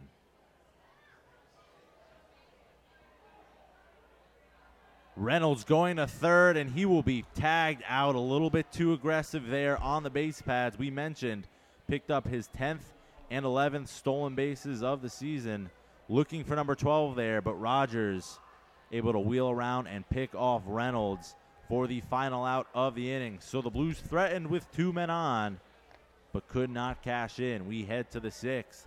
The Blues leading 2-0 here on the Bristol Blues YouTube channel.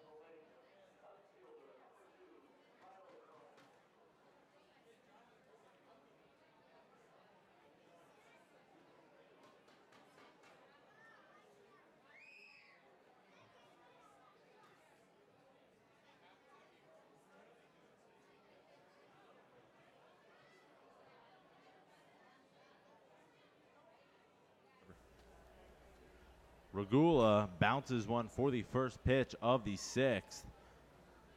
A ball, 1-0 the count. Top of the order for Pittsfield. It'll be Kronk, Hughes, and McHale to lead things off in the 6th as Regula bounces back for a called strike, 1-1.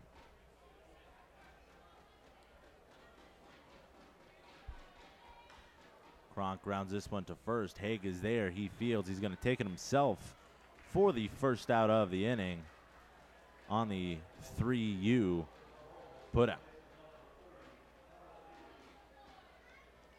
We'd like to thank the family, the Redmond family, who housed not just one player but 2, Justin Rouse and Jeremy Sagan. That'll bring up Thomas Hughes, the second baseman out of Oklahoma, as the off-speed, not even close from Regula. And we've seen that a couple times from both Rogers and Regula, just unable to yank down the off-speed pitch. Wonder if it has anything to do with the pregame precipitation. Is that one up and in? Look out. Hughes able to dodge out of the way of that one. 2-0 on a couple wild pitches from Regula. Also like to thank Dave and Kristen Blandillo, for being able to host a Bristol Blues player that I cannot find on the schedule here. But they did host one. We'd like to thank you. The 3-0 pitch, ball 4, so a 4-pitch walk administered to Thomas Hughes as he is aboard with 1 away. That'll bring up the 3-hole hitter for Pittsfield, Brian McHale.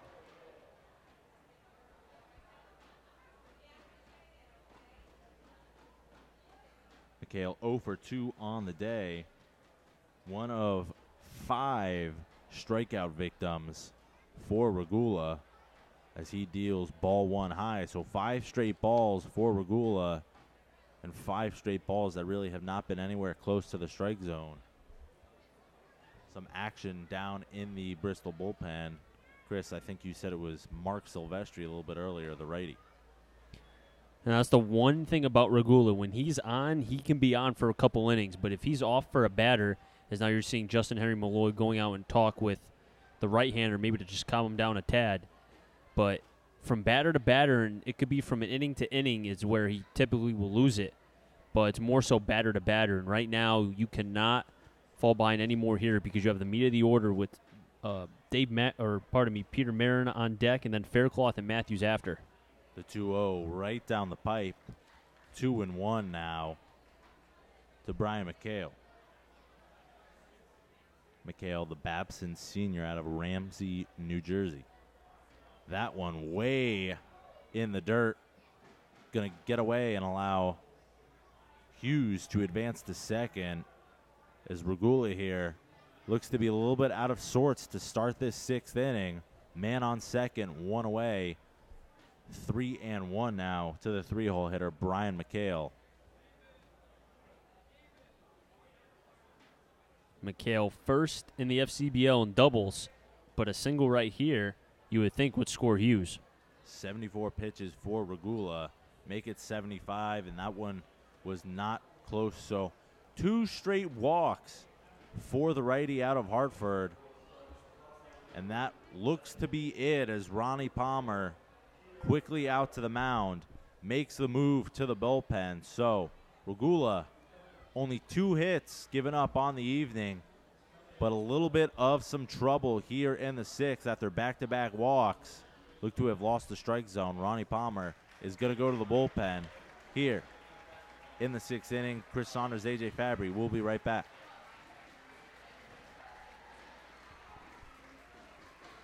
I can give his line if you want. Gotcha. Is that Silvestri?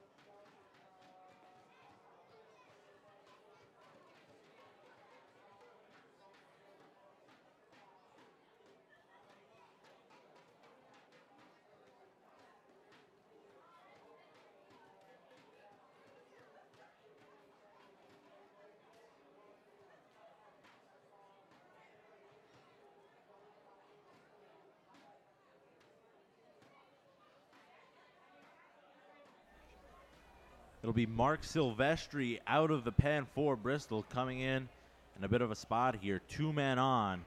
Hughes off second, McHale off first after back-to-back walks from Jake Regula.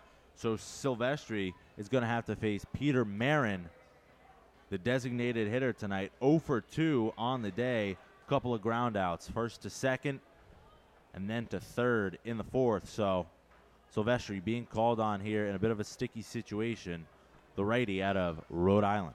And Justin Rouse is running out to the bullpen. We might see him soon as well. Pitch looked like a slider, low and away, 1-0.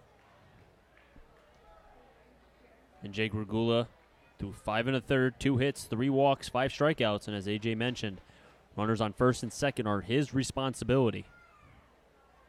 Silvestri set at the belt, the 1-0. Fastball low and inside. So an off-speed pitch in the opposite batter's box, and then a fastball in the right-hand batter's box. And quickly 2-0 now to McHale. To Marin. And Silvestri is going to have to find the zone quickly. Cannot afford to give another free pass. The 2-0 pitch. Fastball right down the pipe. 2-1.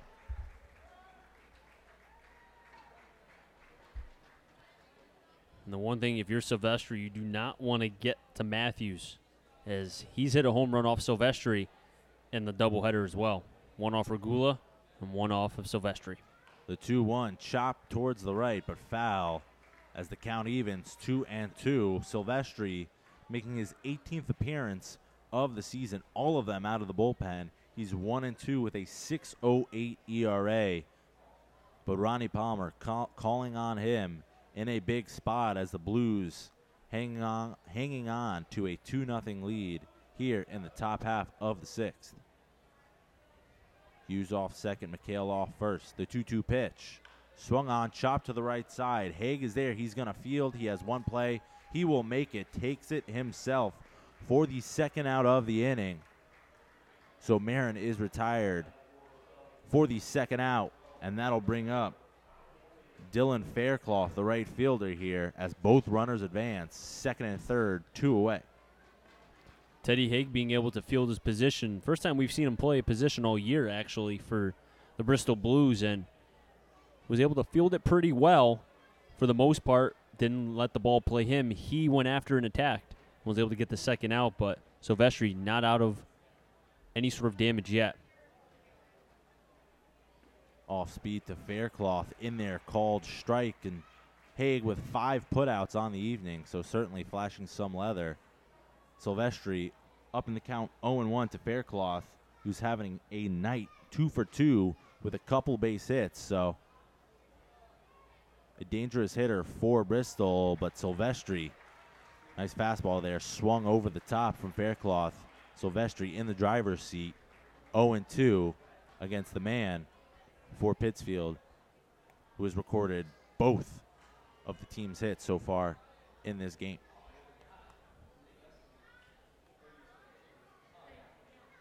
The 0-2 swung on and missed. So Silvestri called on out of the bullpen. 2 men on, 1 out.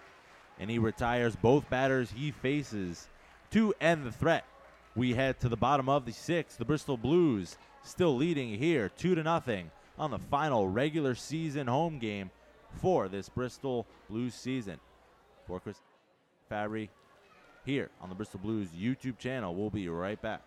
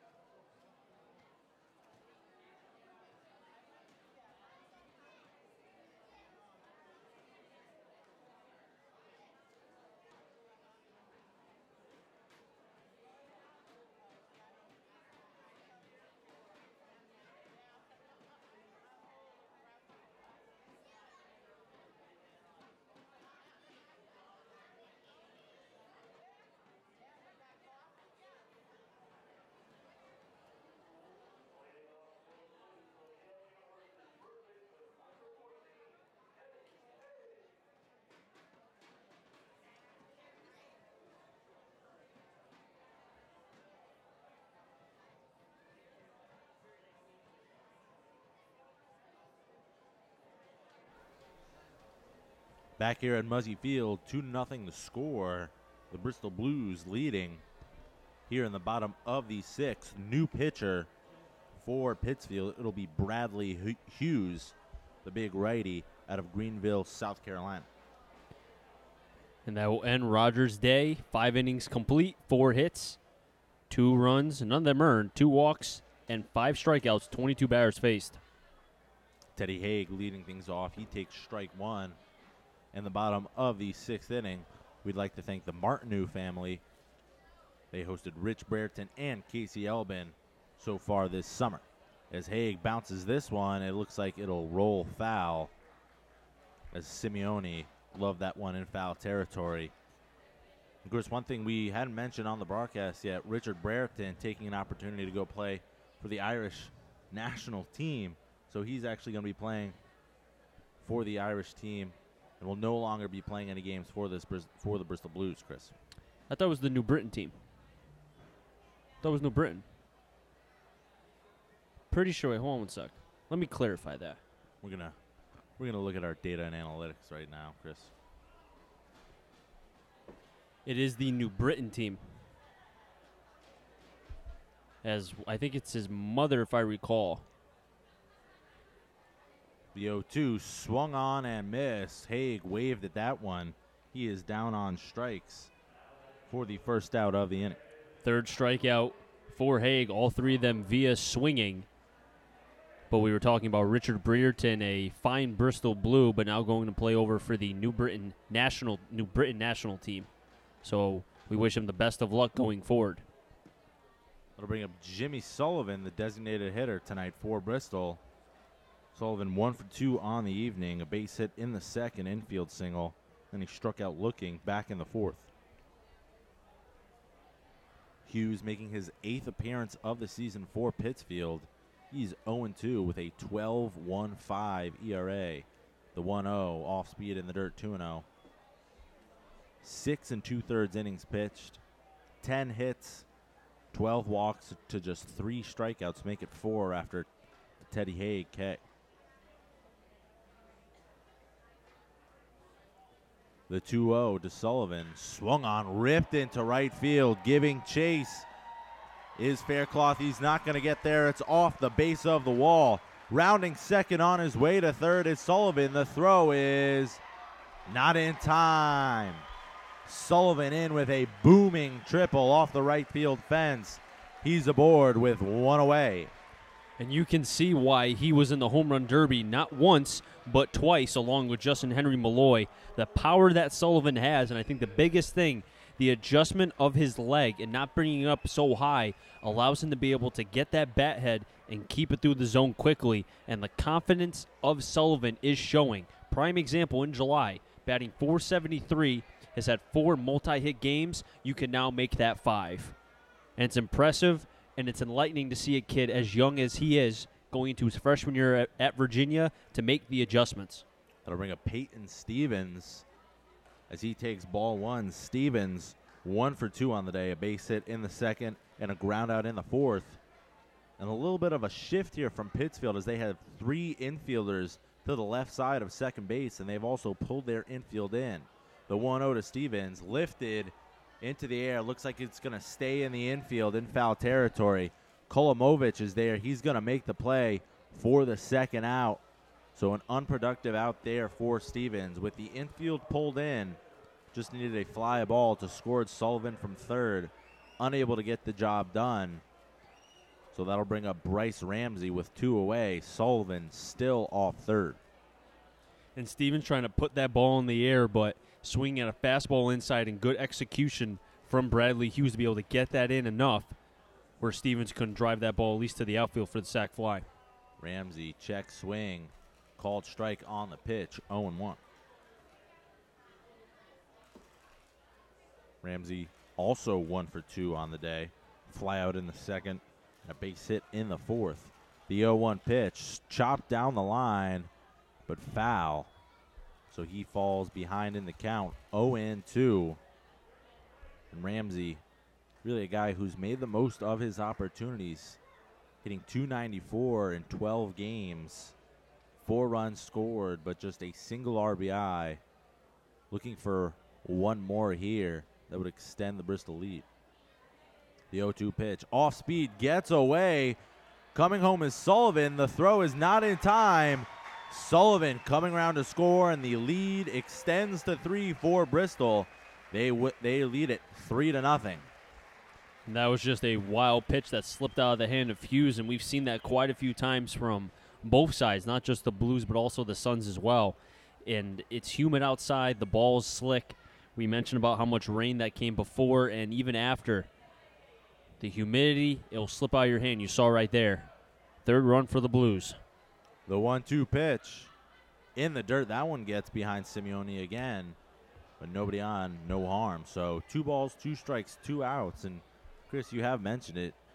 It's happened so often. You have to think that it might be the weather or the humidity that's playing a factor in these wild pitches. The 2-2 lifted into left field, and that'll drop for a base hit. Bryce Ramsey, his second hit of the evening, as he took a big turn around first base, but he's going to scamper back to first. So a 2-out hit from Bryce Ramsey, and he is aboard. And that'll bring up Jeremy Sagan. And Ramsey's approach is very simple. It's always up the middle, and when you have an idea at the plate like he does to be able to drive that ball into left center and think center or left or right, you can kind of pepper the outfield. And Ramsey has done a fine job for the Blues this year, both behind the plate calling the games, but as well as hitting. And when he's had an opportunity, he's been able to get some hits. Sagan takes strike one, the shortstop. A flyout in the third and a strikeout in the fourth. Coming into this one, hitting just 195 with 6 ribbies and 7 runs. The 0-1 off-speed high, and it looks like Hughes having trouble locating the off-speed. Looked to have been a changeup that he tried to guide rather than throwing it with the full arm speed. And you'll see that from a lot of young pitchers. The changeup is usually the last pitch to come or never to come because it's so difficult to throw. The 1-1 high and in. 2-1 now to Sagan. We talked about it in his last at bat. Very opportunistic hitter. Comes up in some situations, 2 outs, couple guys on, and situation tends to favor Sagan. Similar to the one we have here. 2 outs and 1 man on. Ramsey leading off first. And the Blues leading 3-0 here in the bottom of the 6th.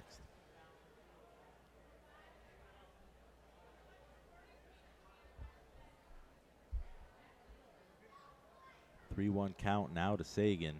Hughes kicks and deals. Ball 4, low and away. So after a 2-out base hit from Bryce Ramsey and a 2-out walk to Jeremy Sagan, the Blues have 2 men on for the top of their order. It'll be Ian Osberg set to hit. But Brandon Shalakis making another visit to the pitching mound. Looking to calm down his reliever, Bradley Hughes. The Suns came into this game second in wild pitches and fourth in hit by pitches in the FCBL. So it's been witnessed tonight between not so much the walks, but you've seen the wild pitches, the hit by pitches. Both have been major factors for the Blues be able to score, as well for the Suns to fall behind. And, you know, we've talked about many times how numbers can be deceiving, where the Suns have given up the least amount of hits in the FCBL, but they've given up the third most in terms of earned runs. And I know you're big into numbers, AJ, as well as myself, but when you shoot yourself in the foot with the walk, you know, between the walks, the wild pitches, and the hit by pitches, there's nothing you can do. Or there is something you can do, but like I said, you're hurting yourself. Sometimes the execution just is not there. Pittsfield working them into a bit of a situation here with 2 men on, nobody out. All of a sudden, 2 men on and 2 outs.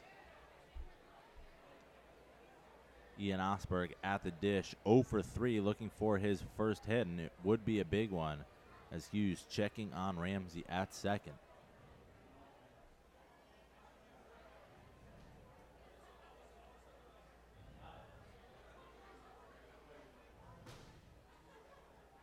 The 1-0, low and inside.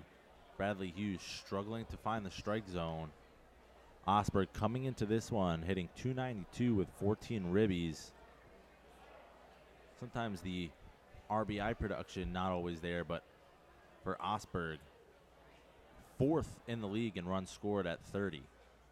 Osberg lifts this one into right field. Faircloth is there, and he will glove it for the final out of the inning. So the Blues score 1 after a booming triple off the bat of Jimmy Sullivan. He came around to score on a wild pitch. So the Blues lead 3-0 here. We head into the 7th. The Blues lead. Chris Saunders, AJ Fabry here on the Bristol Blues YouTube channel.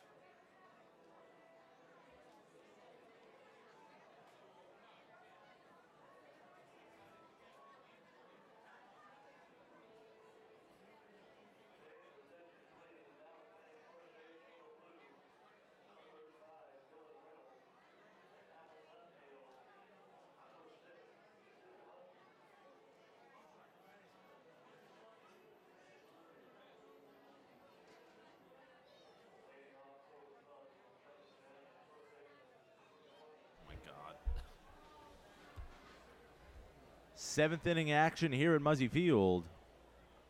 Mark Silvestri out there after shutting the door, coming on with 2 men on and just 1 out.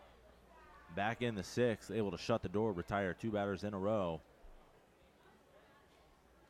He deals ball 1 to Dave Matthews, the first baseman. It'll be Matthews, Simeone, and Kolomovic for the Suns. Just 2 hits on the night for Pittsfield.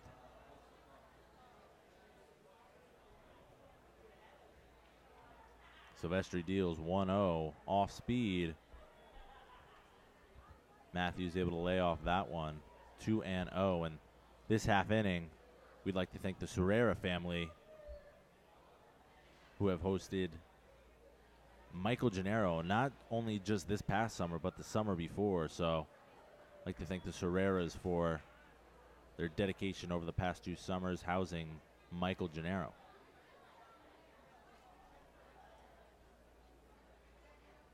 2-1 now to Dave Matthews. Silvestri, 2nd inning of work. He deals low and in. 3-1 to Matthews, who is 0 for 1 on the day. Has not registered any contact. A walk in the 2nd inning and a strikeout looking in the 4th. The 3-1 swung on and missed. Nice tailing fastball there from Silvestri. He fights back into the count, full count. And Kyle Haig is warming up in the pen for the Bristol Blues. So you would think maybe he comes in for the 8th, and then if the lead stays the same, 3-0, or at least in a safe situation, Neil McDermott for the 9th. The payoff pitch missed high, so Matthews able to work a leadoff walk. Talked about it, Chris. Leadoff walks and 2-out walks, just a recipe for disaster. But Silvestri working the count full, unable to come up with an out. So Matthews is aboard, and it'll be Simeone, the catcher, and a couple defensive adjustments for Bristol.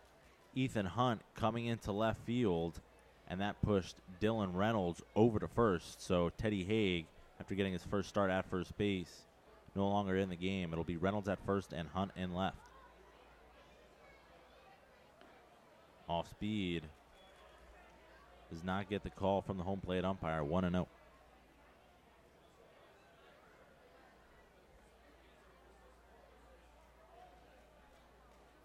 Simeone, the catcher out of Amherst, going to be a junior. The 1-0 pitch. Misses, gets behind Ramsey, and that'll allow Matthews to advance to second. So another in-between pitch. Looked like Ramsey was handcuffed. Matthews able to scamper to second, and 2-0 the count. And Matthews on second in scoring position, and that'll force Jordy Shiner to come out and talk with his righty reliever. How would you score that? I would give that a wild pitch. I'm going to have to give that. I mean, it looked like it might have hit the dirt, and Ramsey definitely had to come out of position, out of his crouch there, and a tough play. Ramsey might tell you that he should have made it, but it got by, and I think you have to score that one a wild pitch on Silvestri. And now with that runner gang on second base, Kyle Haig is starting to get loose a little bit quicker. So you mentioned before, the leadoff walks always come around to bite. And you can't allow the Suns to get any sort of momentum with 9 outs left to play with here in the top of the 7th. 2-0 count. Dangerous spot here for Silvestri. The 2-0 swung on, grounded foul, sharply hit. But down the third baseline, foul, 2-1. And you would think with Silvestri with 7-8-9, he could at least for the very most find a way to get out of there because he does have the stuff that plays. But it's a matter of how to be able to execute his pitches at the exact time. Osberg coming in from second. Little pickoff play there, but nothing doing there. Matthews able to slide in safely.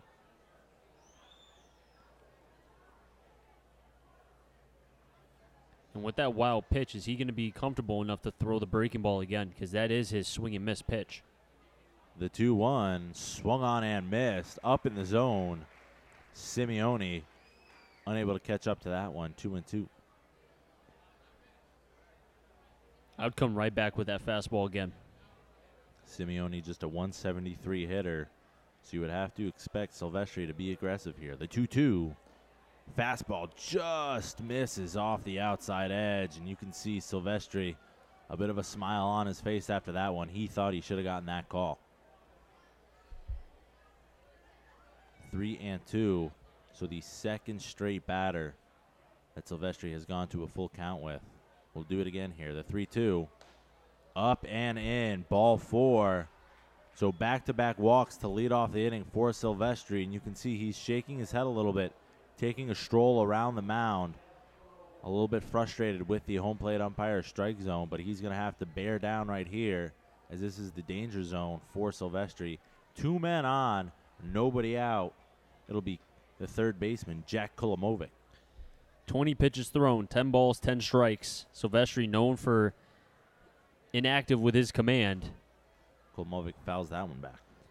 Has to be able to zone in right here. 8 and 9, I would attack with straight fastballs because you're facing guys 182 with Kolomovic and then Cloutier who has 250. Attack them. You have to. Kolomovic, 10 RBIs on the season. And if he gets ahead, then you can throw the breaking ball, but he needs to have the confidence. The 0-1 off speed. Looks like a slider, able to get the call. Quickly 0-2 to the Pittsfield third baseman.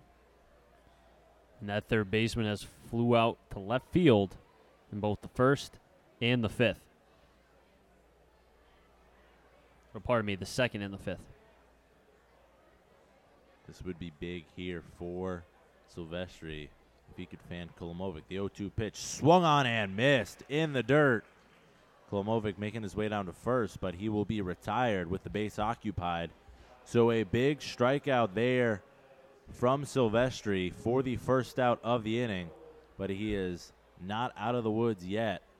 Still 2 men on here. He'll face the 9-hole hitter, Nolan Cloutier, the center fielder.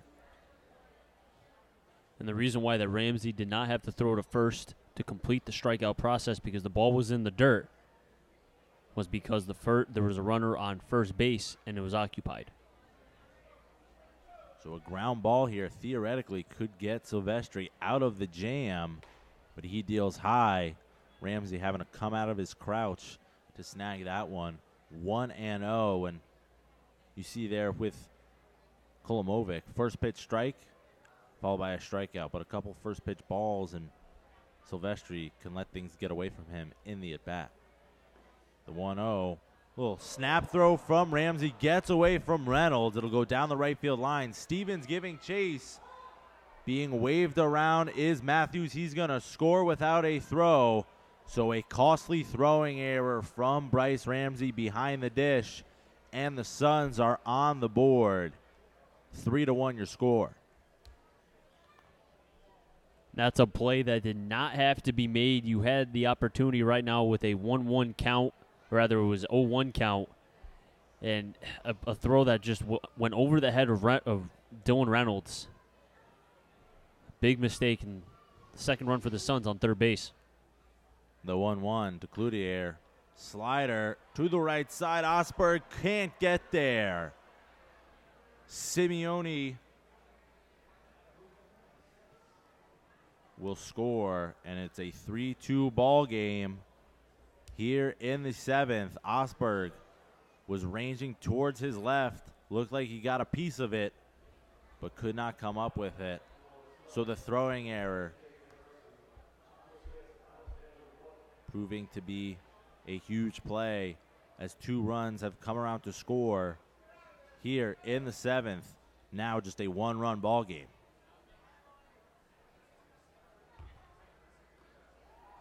That ball gets away from Ramsey as Cloutier advances to second. So things coming a little undone here for Silvestri in the seventh. We do have a pinch hitter, Alexander White from Eastern Connecticut, hometown of West Hartford. He's going to be a junior. He is pinch hitting for Kyle Kroc, and he will be playing left field. Silvestri deals called strike, 2-2.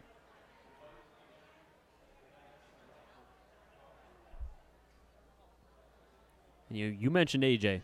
The leadoff walk always comes around to score. And right here, not just 1 but 2. 2-2 with 1 away. Swung on and missed.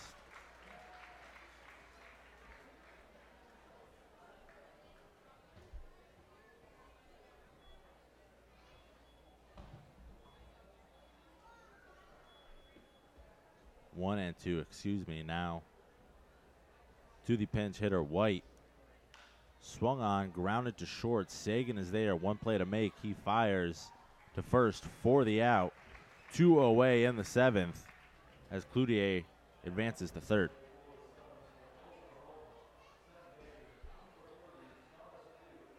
Thomas Hughes, 1 for 3 on the day, was left stranded at third in the sixth. Struck out looking in the third. And at a soft liner in the first. Hughes out of Oklahoma with the tying run just 90 feet away. Mark Silvestri deals off speed. Good pitch there. Swing and a miss from Hughes. 0-1. And if there was ever a time for Silvestri to get an out here, potentially with the tying run on third, and being able to pick up your catcher, because you know Ramsey is not feeling ever so pleasant, and if that third run scores, he will not be a happy camper when he gets back into the dugout. The 0-1 from Silvestri. Fastball outside, 1-1. So 3 walks on the inning for Silvestri. Proved to be fatal. 3-2 your score. And the Suns threatening to tie this one up with Cloutier leading off third. The 1-1 swung on, line foul down the right field side. 1-2. Silvestri 1 strike away from getting out of this one. If I'm Silvestri, I overpower him with the fastball here. Throw the high cheese. If you want to throw the breaking ball, you need to have confidence in it and trust your catcher Ramsey that he can block it. Otherwise, you're talking about the third run scoring. The 1-2. Fastball low and away. 2-2. 2's on the scoreboard now, Chris. 2 balls, 2 strikes, and 2 outs. As the Suns have battled their way back into this game. It was 3-0 at the start of the inning, and after a couple of walks and an errant throw from Bryce Ramsey, it's 3-2. The 2-2 pitch swung on, lifted into right field. Stevens giving chase. He will make the play for the final out of the inning. But the Suns cut into the 3-run lead after a couple walks and an errant throw. 3-2, still your score. We're going to stretch here at Muzzy Field. The last time this regular season we got a chance to stretch here on the Bristol Blues YouTube channel.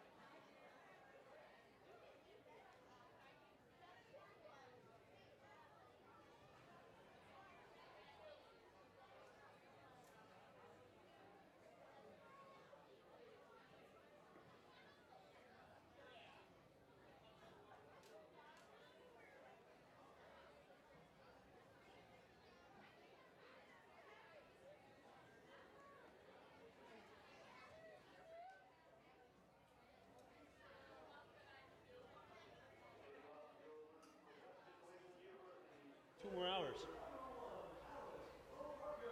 Back here at Muzzy Field, bottom of the 7th. Pittsfield Suns, able to cut into that 3-run lead. 3-2 now. A little bit tighter here. Alex Leparco leading things off for Bristol. It'll be Leparco, Reynolds, and Malloy as Leparco wastes no time lining this one into center field.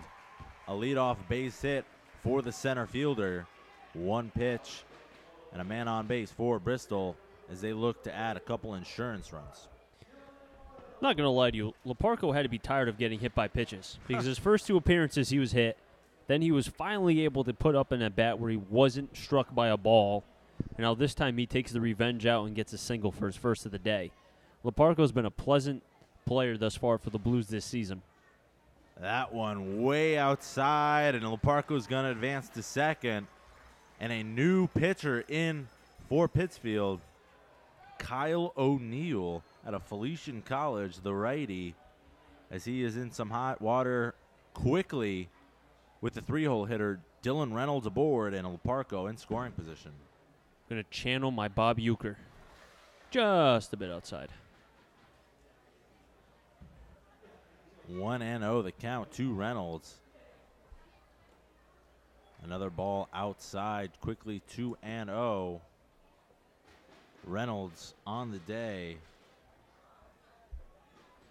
1 for 2 with a walk. An RBI single back in the 3rd.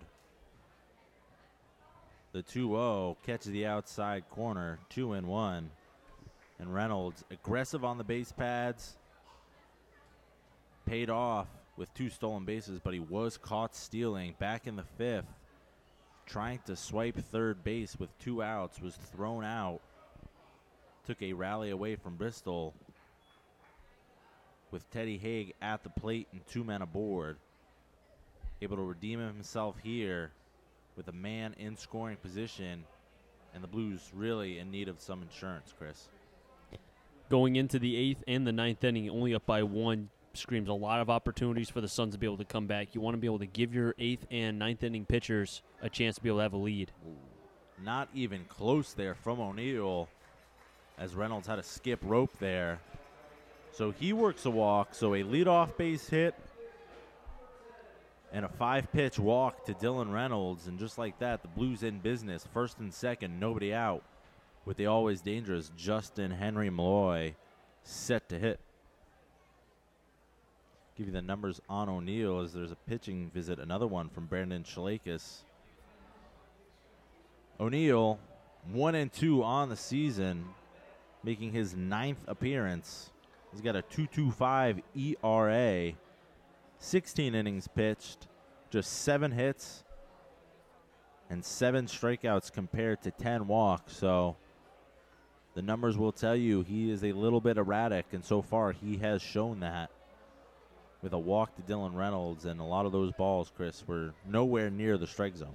They weren't, but the conditions, too, are a major factor. And, you know, the slickness of the ball, it's very hard to grip. And both you and I play baseball, we did for a long time. We all know that when the ball is slick, it's very hard to be able to try to be, as a pitcher, and aim it towards a particular spot.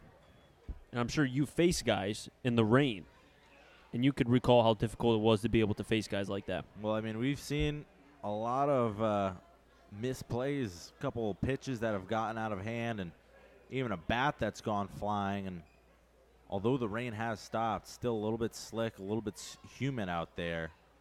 As that one gets away from Simeone, so both runners will advance, and you can see on the face of O'Neill, frustrated with himself as he is struggling to find the strike zone. 2-0 to Justin Henry Malloy, as the Blues now have 2 men in scoring position and still nobody out. Do you think that it's a possibility that the mound, because as a pitcher, if you do not feel comfortable on your landing spot, being able to have your landing foot going directly towards home plate, then you try to aim the ball. I feel like because of the way the mound was, as we made comments about it before, that maybe the pitchers don't feel comfortable. The 2-0 swung at and ripped foul, 2-1. Because there has been certain points where we've seen some of the pitchers either lose their footing. We've seen the wild pitches galore today, more so from the Sun side than the Blues, but still, we know these kids are talented. So the wild pitches, I don't think, really showed their true talents for what they are as pitchers. The 2-1, check swing. They're going to check, and looks like Malloy held up, but Chris, I see you just did not agree with that call. I mean, from up here, it looked like the bat had crossed home plate, but I've said for years it's very hard to it's hard to judge, like, whereabouts. Is it in front of home plate? Is it in between, like in the middle of home plate? Because you hear different umpires have different precipitations of what they think the rule is. It's difficult to tell even when you're watching a major league game. Agreed. And they go to the slow-mo replay as Malloy swings through that one. It's even difficult to tell on the super, super slow motion shots, even if the batter went around. So, and see the swing there by Malloy, 3-1 count, fastball outside. I can guarantee you, after his freshman year, he won't be swinging at that. That's a young hitter trying to do too much on a pitch that's uncompetitive outside. The 3-2 now, ball 4 outside. Looks like the same pitch that he went chasing on the 3-1 count. Able to hold up there. So back-to-back walks for O'Neill, and the Blues now have the bases loaded, and that'll bring up Ethan Hunt. He came in to replace Teddy Haig, and his first at-bat of the night is a big one.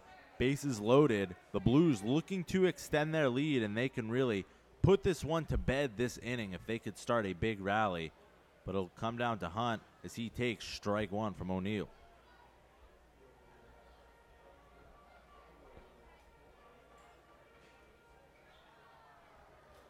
And the Danger's Jimmy Sullivan is on deck. One of the hottest hitters, I'd say the hottest for the Blues. The 0-1 misses low, 1-1 to Hunt. Hunt coming into left field. He bumped Dylan Reynolds to first base. Hunt with a .229 average. The 1-1 lifted into center field. That's got a chance, and it's going to drop for a base hit. Leparco will score with ease. Being waved around is Reynolds. He's going to score as the throw is cut off. So Ethan Hunt coming into the game late in his first at bat, a big 2 RBI single into center field, giving the Blues some much needed insurance. 5-2, Bristol leads here in the 7th. First at bat for Ethan Hunt, you have to like the approach that he had against a pitcher like O'Neill, struggling with his command. And from time to time, you'll see Ethan Hunt kind of go through streaks. And right now, through the last couple games, he's seeing the ball well and at the right time with the end of the season near.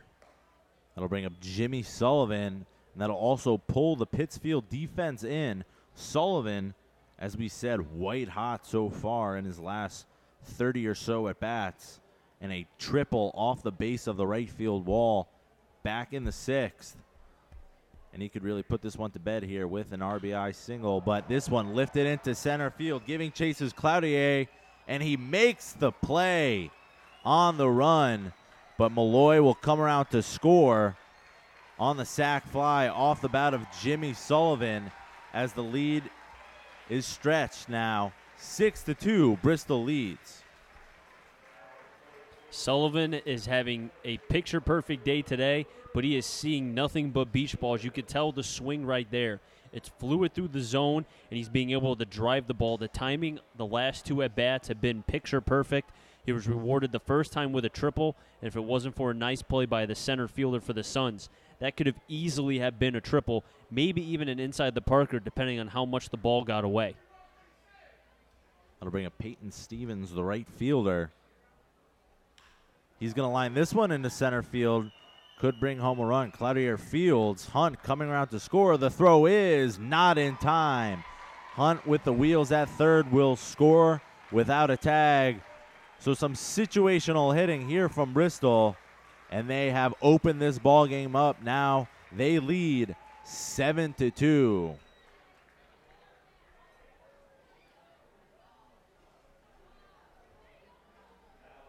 And we said it, Chris.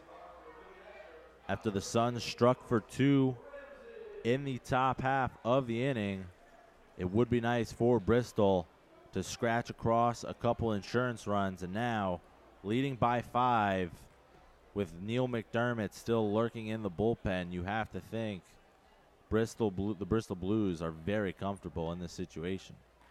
They'll bring up Bryce Ramsey. He watches ball 1. Ramsey, 2 for 3 on the day, a base hit in the 4th, and another single back in the 6th. Seeing the ball well tonight. Off speed, good tight spin there from O'Neill, in there for a called strike. 7 runs on 8 hits for the Blues, Chris. And they've done it all. They've hit the ball hard, they've hit it far, and they've also hit it in some situational opportunities, able to get some sac flies as Ramsey could not hold up there. 1-2. I wouldn't even use McDermott. I would save him every which way unless he hasn't thrown, and I'd have to check to see when the last time he pitched. Unless it was just to get work, you have to make sure that he's as fresh as possible because you might need him for a couple innings in the playoffs because as we've seen, wild card, perfect example, if your starting pitcher gives up 1 or 2 in the first, you're going to pull him because you can't afford to let the games get out. Prime example, the Yankee game when Severino got rocked. Went right to the bullpen. The 2-2, not even close. Count running full now on Ramsey. And you can hear this 4-run outburst here in the bottom half has re-energized this stadium. Couple of hits, couple of runs, and the Blues now ahead 7-2. The payoff pitch lifted down the right field line, giving chases Faircloth. He is not going to get there. It's a fair ball. Rounding first is Ramsey. Looks like he was a little bit tripped up but he's going to be in there to second with his third hit of the night, a double off the bat of the catcher, Bryce Ramsey, with 2 away, and that'll bring up Jeremy Sagan. And the throwing error by Ramsey cost him 2, and he has to at least feel a little bit better that not just Silvestri was able to escape that sort of damage that could have potentially been at least a tying run and make it a 3-3 score at one point back in the top of the 7th, but also, 2, for Ramsey to be able to get that double, he has to feel a little bit better about himself. And it looks like the manager for Pittsfield, Matt Gedman, out for another mound visit. That doesn't look like a very pleasant mound visit. No, it does not. O'Neill been very emotional on the mound, and he's going to come out of the game. So O'Neill coming on in the 7th, giving up 4 runs. The Blues expanding their lead now, 7-2. Bristol leading as Pittsfield goes to the bullpen. We'll be right back here on the Bristol Blues YouTube channel.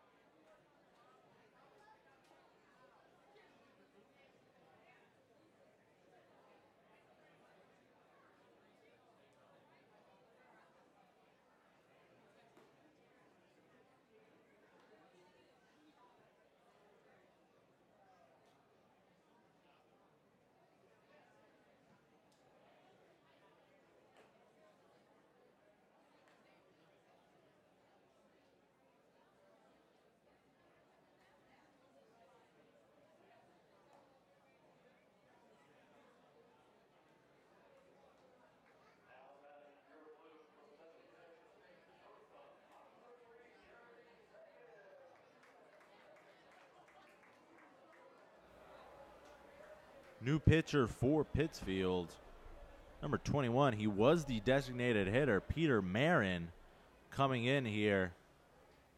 It'll be Jeremy Sagan batting for the Blues as he takes ball 1 inside. Marin out of Darien, Connecticut, has just appeared in 1 game this season. 1 inning pitched, and not much to show for it. The 1-0 misses away. 1 inning pitched, no strikeouts, no balls, no hits, no runs. So I guess that's about as clean as it gets. His appearance came July 22nd in a 9-3 loss to Worcester. Sagan ahead in the count 2-0 as that one misses away. 3-0 to the Bristol shortstop, who's 0 for 2 on the night. A fly out, a strikeout, and a walk back in the 6th. 2 away here in the 7th. The 3-0 misses high. So a 4-pitch walk for Jeremy Sagan. It'll be first and second for the top of the order, Ian Osberg. Looking to get into this one. He reached on an error and eventually came around to score in the 3rd, but still looking for his first hit of the evening.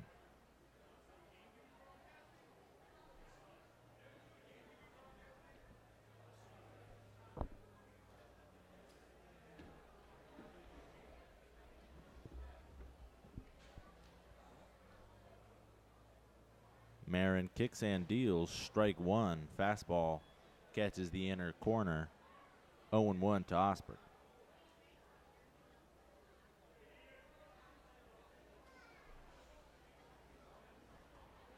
Sullivan coming into this one down to 292.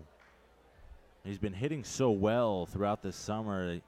He's 8 for his last 34, and that's hitting around mid to low 200s, and that's about the worst slump of the season for Osberg this year. And 8 for 34. I mean, you go around the league and you would ask a lot of guys if they would take 8 for 34, and they would in a heartbeat. And that's pretty much been the lowest valley for Osberg this season, coming at the tail end of the regular season. The 1-1 off speed catches the outside corner. 1-2 now to the Bristol second baseman. Osberg has been among the leaderboards offensively in the FCBL. 9th in hits with 47, 4th in runs scored with 36, and 4th in stolen bases with 20 as he watches ball 2 in the dirt from Marin. 2-2 with 2 away here in the bottom of the 7th. 4 runs already scored for Bristol, breaking this thing wide open. 5-run lead now for the Blues. And it was Alex Laparco who started things off with a base hit.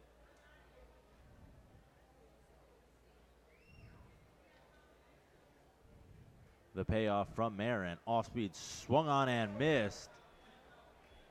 Osberg down on strikes.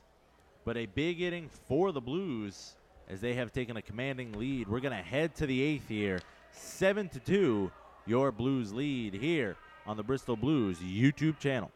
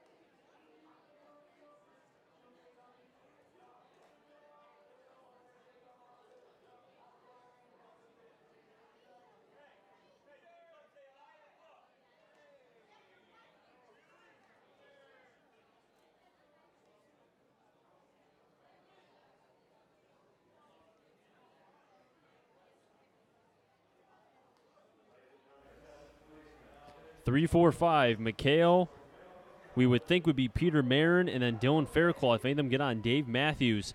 Bristol Blues up 7-2 here in the top of the 8th. And AJ, this has been, you could say, the crooked inning per se that the Blues were able to get was in the previous inning where they got 4, and that has really been a stuck in a thorn for the Suns.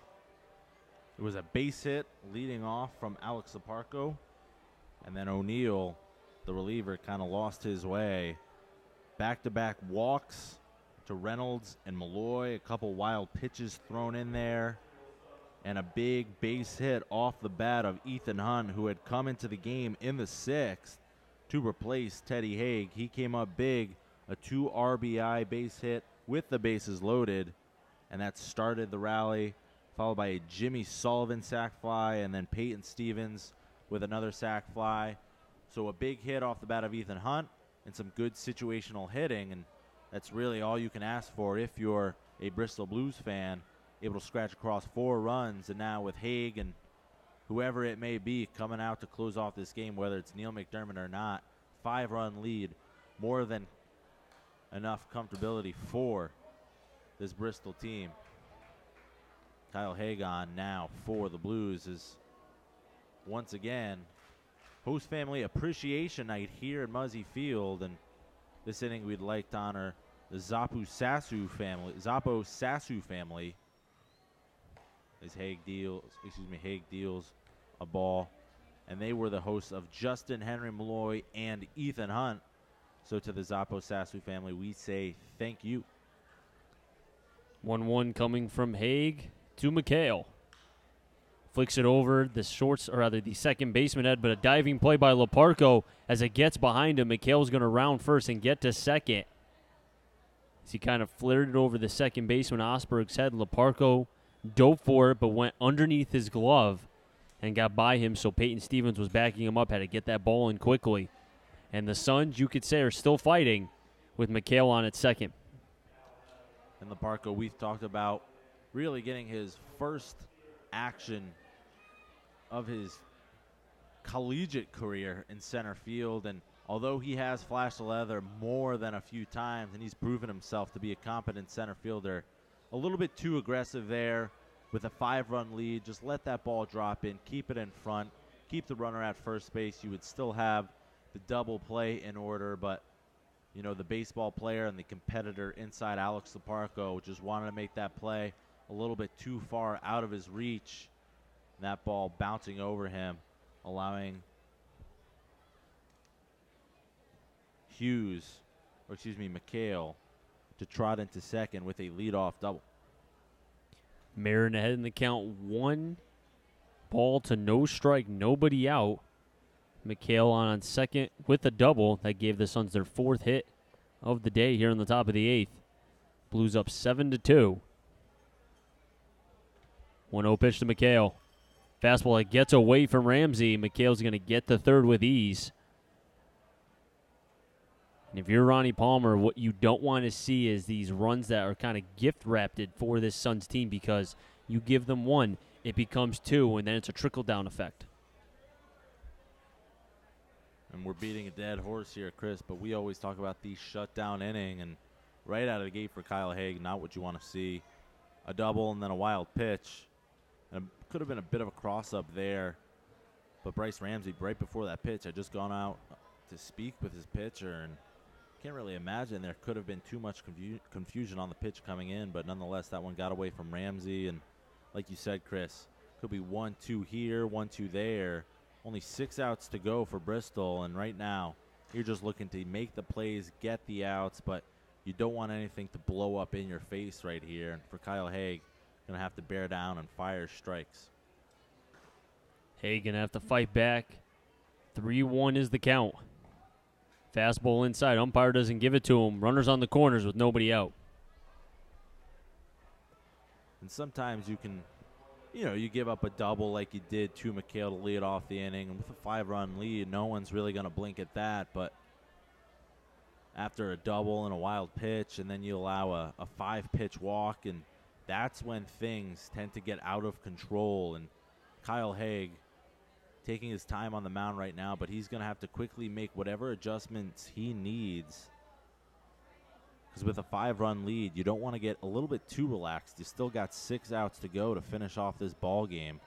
Kyle Haig struggling to find the zone, but able to gas up right there.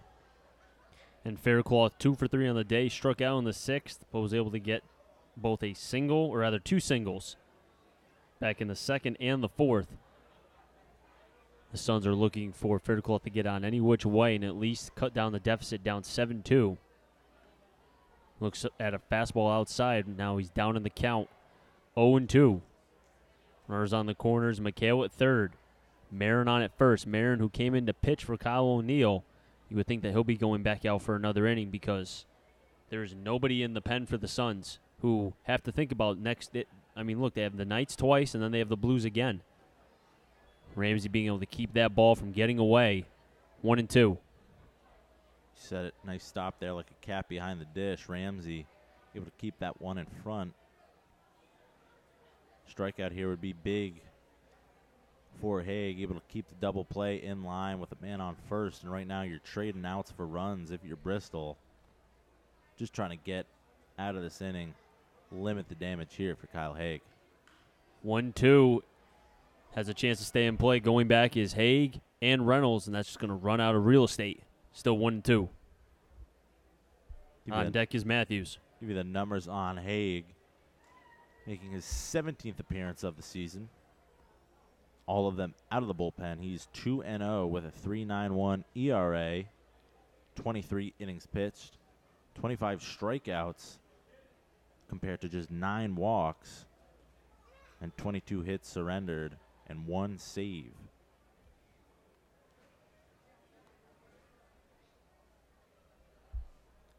Hag gets the sign he wants. Comes to the set, fires the 1-2.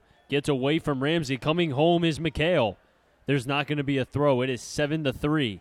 And AJ, I don't know how many pitches have been in this game, but it's one too many. Yeah, a little bit too sloppy here from the Bristol pitchers, and Bryce Ramsey doing all he can, but that one just pulled him way too far out of the, almost in the opposite batter's box. Could not get a glove on it, and just giving a run to Pittsfield there, and lead now down to 4. And looking at Haig's numbers right now. 2-2 chopper towards Osberg. He's going to get the out at first, but that will advance Marin to third base. So if you're scoring back at home, that's going to go down as a 4-3 for Faircloth with Matthews at the plate to at least cut down the deficit a little bit more with that 4th run on third base. Another reason that wild pitch is so big right there. Ground ball to second. Could have been 2 outs. But because Faircloth on second, he's going to advance to third. And Haig, he has not appeared in a game since July 24th, so that's over a week ago. You have to imagine that there's some kind of rust coming into this ball game. Even though it's a 5-run game, you can see Haig right now struggling to find the zone, already given up 1 and in danger of giving up at least 1 more with a man on third and less than 2 outs. Matthews is 4 for 15 in the last 7 days. He follows that pitch back, ricochets into the opposite side towards the Suns' dugout, 1-1. During that 4 for 15, 2 walks, 5 strikeouts, but has 6 if you want to go back to the 4th when he struck out looking, and then walked and came around to score back in the 7th for one of the 3 runs for the Suns.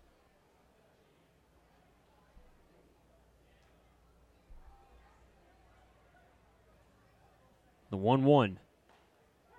Haig drops in the first breaking ball tonight and gets the strike call, 1-2, as there looks to be a little bit of bullpen action again for the Blues.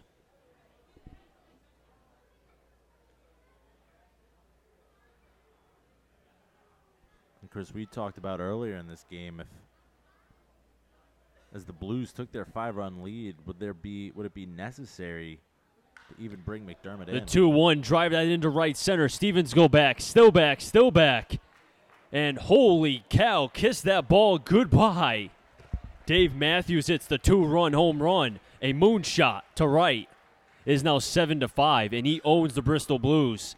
His 3rd home run of the season off Bristol. Wow. You said it, Chris. That was a no. I hope that didn't hit my car. That was a no-doubter. Into the lights out there in right field. An absolute bomb off the bat of the first baseman, Dave Matthews. And you said it, the 3rd home run. 3 of his 4 home runs this season have come right here at Muzzy Field off Bristol Blues pitching. And no doubt about that one. Goodbye. And just like that, a 2-run game. So sloppy here from Kyle Haig, but with nobody out, has a chance to refocus, reset the mind, and just bear down and get out of this inning. But a little bit tighter here. It's the Blues' sloppy play, sloppy pitching so far from Haig, leading him into some trouble. And this crowd, which was so fruitly loud when they were up by, 7-2, is now eerily quiet. Check swing, Simeone got a little bit piece of the bat, 2-1. And with 1 down, we mentioned how Neil McDermott probably wouldn't be used because he pitched back on July 31st, is now warming up in the pen. And it would not shock me, as he's been throwing for some time now, if Haig ends up getting into another jam with runners on you might see McDermott in the game. Simeone drives that into left center. Leparco shielding his eyes, glides over and makes the catch for the second out. I still can't get over that home run, Chris. I mean, that was a major league home run. I mean, right off the bat, too. He pimped it. I mean, he just stared at it.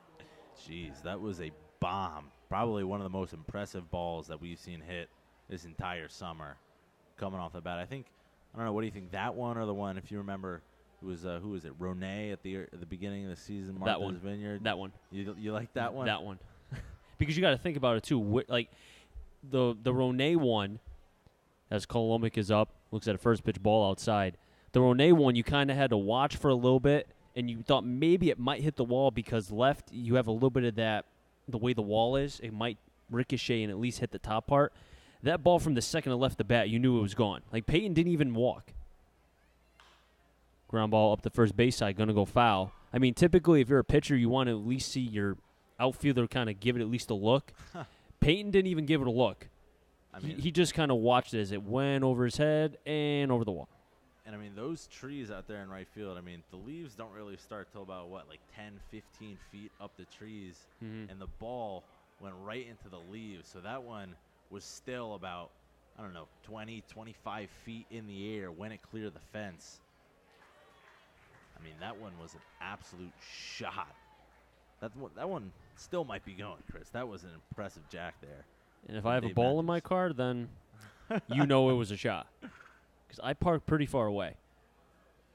I don't know, Chris. You might have to call AAA after the game ends. That would be a tough way to end your night. 1-2, excuse me, swing. Reynolds and Haig both giving at least a little bit of a run, but just out of their reach. Still will be 1-2 with the 9-batter, Nolan Coulier up.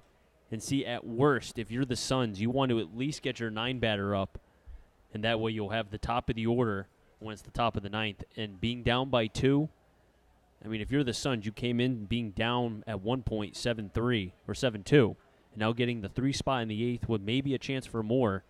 If you're a Suns fan, that's all you wanted. Chip away, and they've done that. Traded 3 runs for 2 outs. And they have 4 outs left to play with. 1 here in the 8th, and then 3 in the top of the 9th.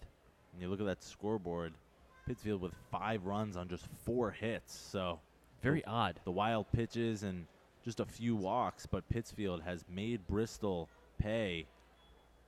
Is now went from a 5-run game to just a 2-run game, and you can kind of hear the energy in the crowd right now. A little bit nervous. Everybody kind of holding their breath, and I think Kyle Haig doing the same out there on the mound, trying to get out of this one.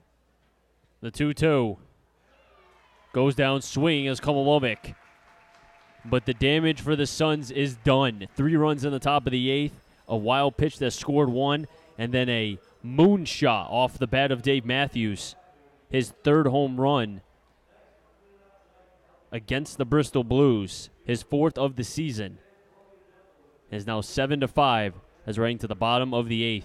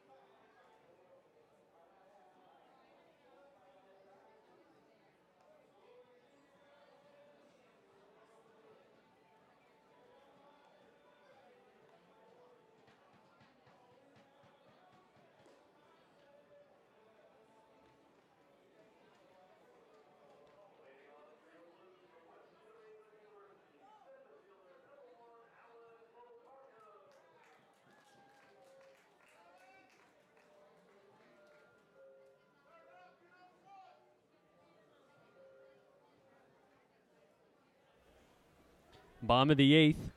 2-3-4. Laparco, Reynolds, Malloy. First pitch of Laparco outside, 1-0. And my partner and I are still gasping over that home run by Dave Matthews. Absolute. I mean, that was just fun to watch. I don't care what team you're rooting for, who you're watching. I mean, that was from the get-go an absolute bomb. Once again, host family appreciation night here at Muzzy Field. 2-0 Laparco, make it 3-0. And for this half inning, you're going to recognize Ellen Zappo, who is the host family coordinator. And if that name sounds familiar, it is, because Ellen Zappo, also the mayor of Bristol. So I'd like to thank her especially for her commitment to both Bristol and the Bristol Blues, doing such a fine job getting these players set up and coordinating all their necessities here in Bristol and making sure they're comfortable, being the middleman between these families and these players, and really just making everything work. And oh, by the way, she's the mayor of the town, so she's kind of a big deal. Yeah, pulling double duty, and really all that hard work paying off, and for the Bristol Blues, really making everything work so far this summer. Laparco worked a walk on a 3-1 count, 5-pitch at bat. Now Reynolds is ahead in the count 1-0. 7-5 is your score. 7 runs on 9 hits for the Blues. 5 runs on 4 hits and 2 errors for the Suns. Reynolds with 5 strikeouts on the season. Laparco thought about going but hesitated.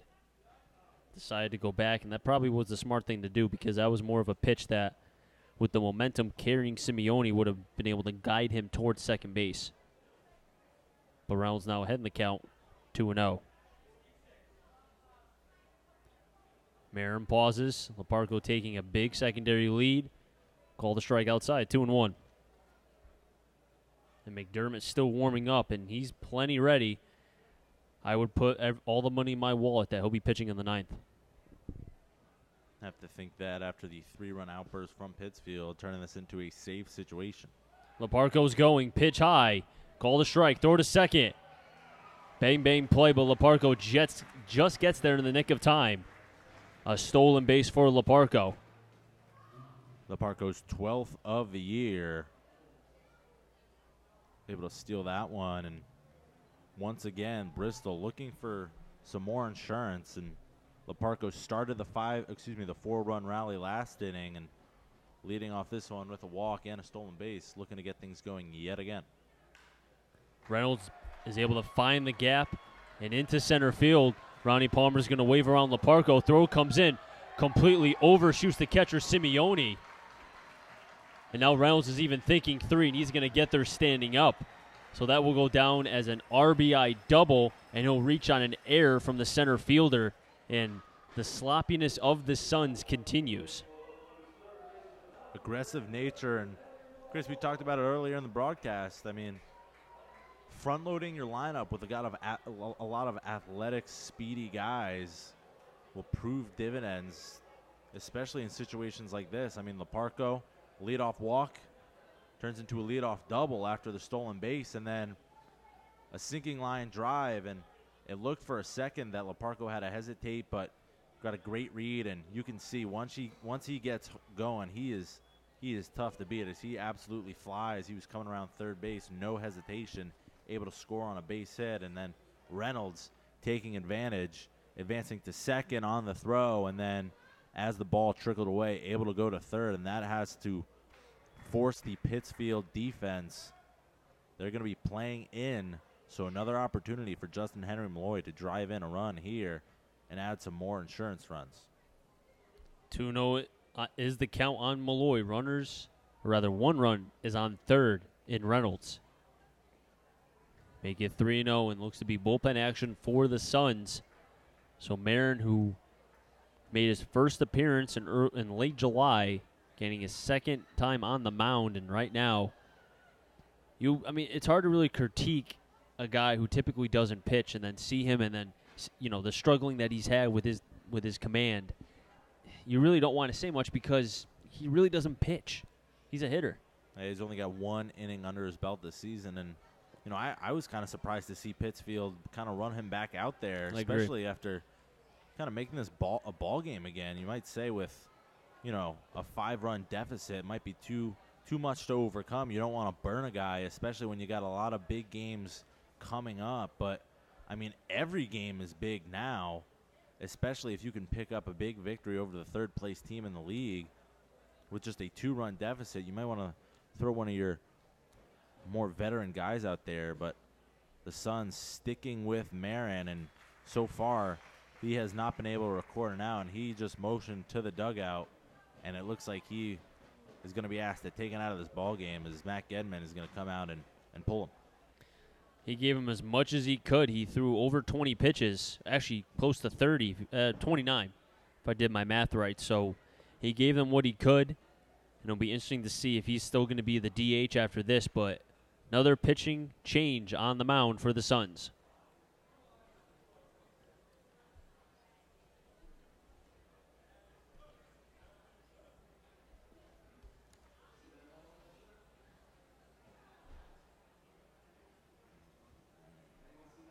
It looks like 17 maybe, or 12. How can you guys see that? I just see black. I think maybe 13, yeah. 13? Oh, he's not a pitcher either. Are you serious? What are they doing? 13, Brett Morrison. He's an infielder. They're really not going to throw any of their bullpen guys. They're doing what the Blues did when they faced the Sharks a couple times, remember? Yeah, but I know they were getting blown out. I get it. Yeah. I get it. But maybe they really feel like they don't want to use anybody because they have the Knights twice. They played the Blues again, I think, this week. Oh, no, they played the Blues the last game of the season. Yeah, but it's not like, I guess the Knights games are even bigger, but every game matters, No, it does. I agree with you. Let's actually take a look.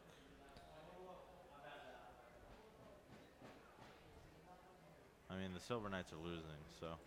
But still, you could pick up a game and 15-6.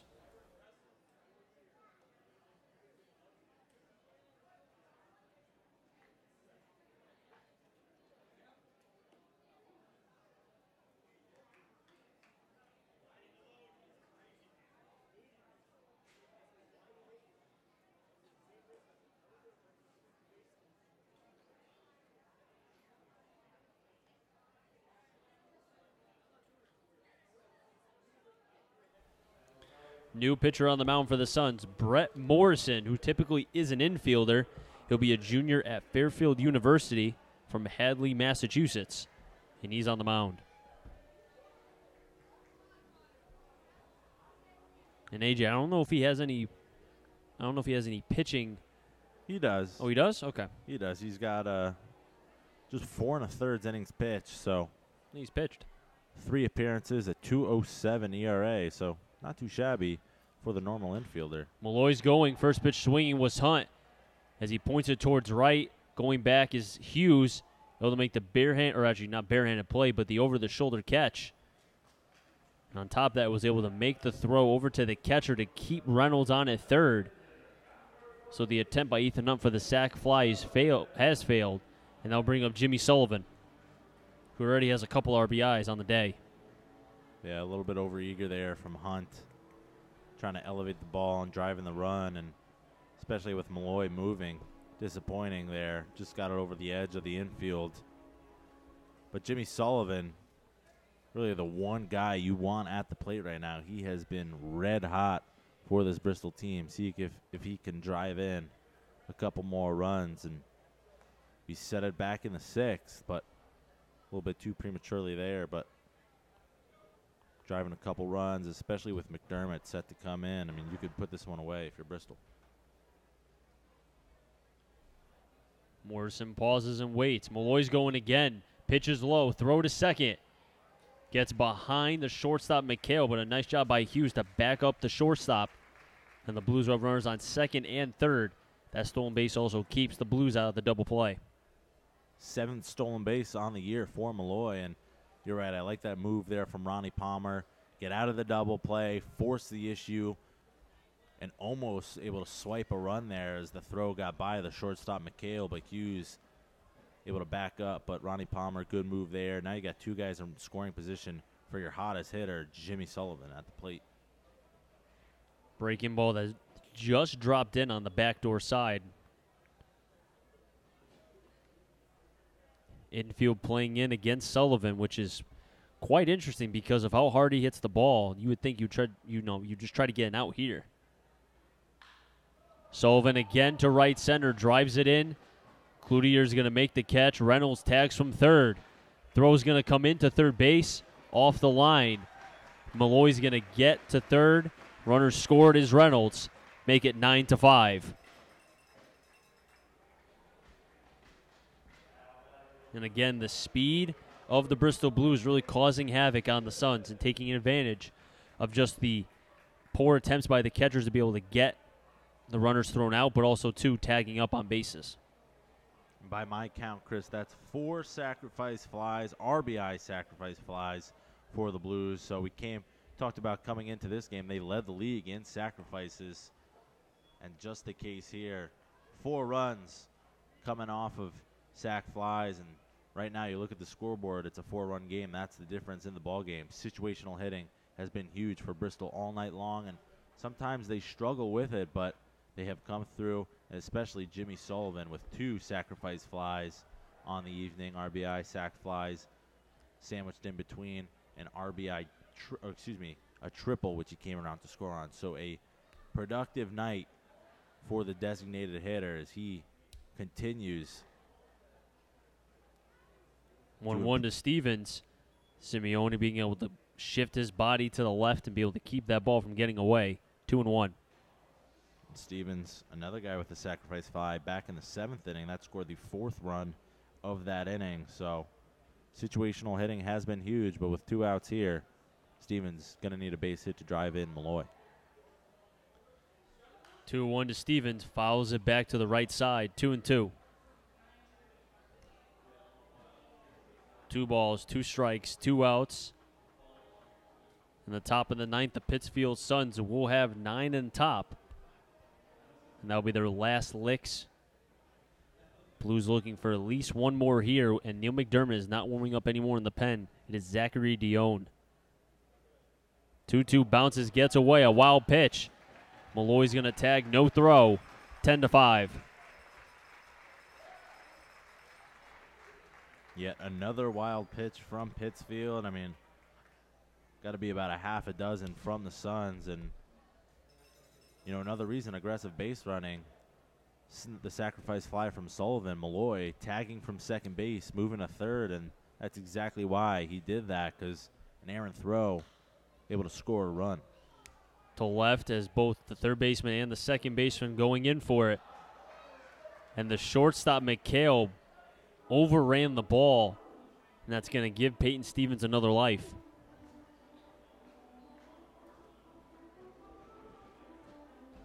And this game is now approaching 10:30. If this game, now you got to remember, if you're just tuning in or maybe you missed the first couple innings of the game and wondering why the game is going so long, we did not have a rain delay once the game started. But before that, it was about, what, Jimmy, about an hour and a half, 2 hours before. Well, it was raining for about 2 hours. Yeah, but we got the first pitch was about just around 7:30, so really only a 30-minute delay. But now approaching the 3-hour mark on this ball game is another walk from Pittsfield pitching.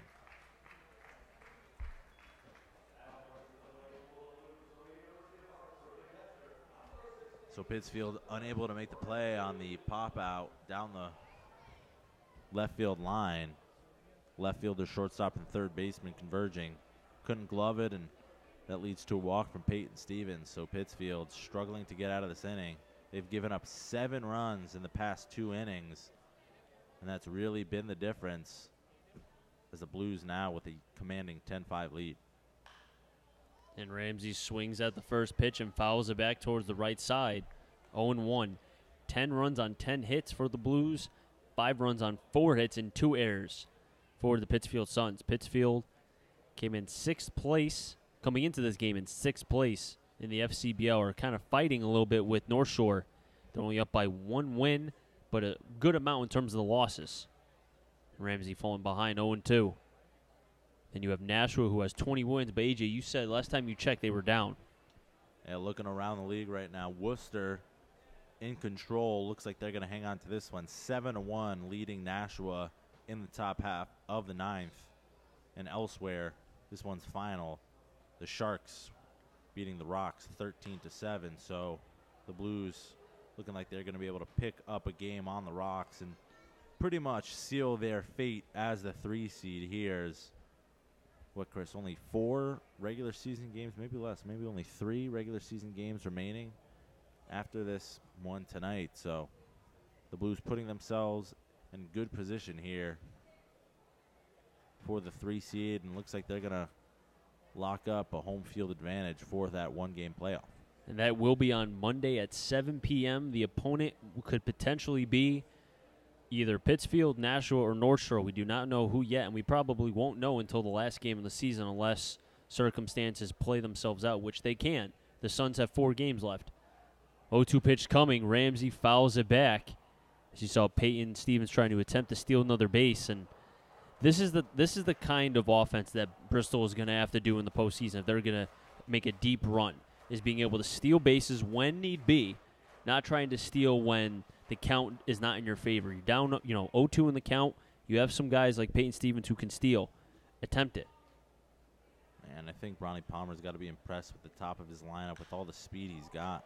Ramsey going to right. Faircloth going back, still back, can't find it. And that's going to get to the wall. Peyton Stevens rounding second to third. Ronnie Palmer going to wave around Peyton. RBI double for Ramsey. Make it 11-5. And that should all about do it. And that's the dagger potentially against the Suns. I mean, you have got to give this kid, Bryce Ramsey, so much credit. Coming into this team, I mean, he was a late addition to the roster, kind of coming in here. That already puts it behind the 8 ball. He's only playing in his 12th game tonight, coming in, batting .294. But so far tonight, 4 hits on the evening. So he's just done nothing but produce while he's come in, and he's had to kind of sit behind a guy like Pat Winkle, who's coming in here. Obviously, everybody knows his name, getting drafted by the Yankees and highly touted prospect. And Bryce Ramsey really has come in and absolutely done the job for Bristol. To the right center gap, but Faircloth makes the run and records it for the 3rd and final out.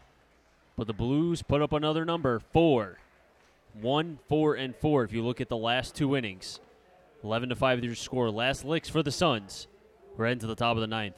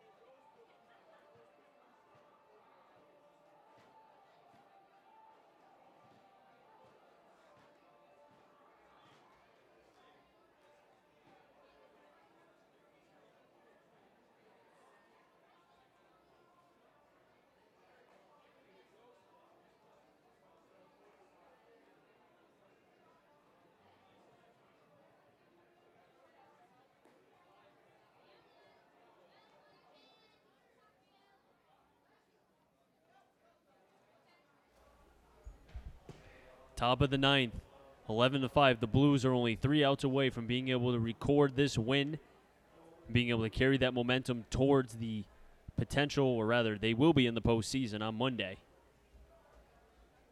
Zachary Dion is on the mound for the Bristol Blues as he's coming in relief for Kyle Haig.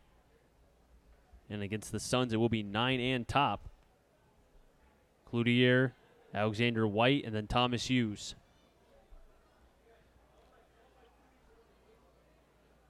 First pitch to the 9 batter. Fastball, inside, foul back, 0-1.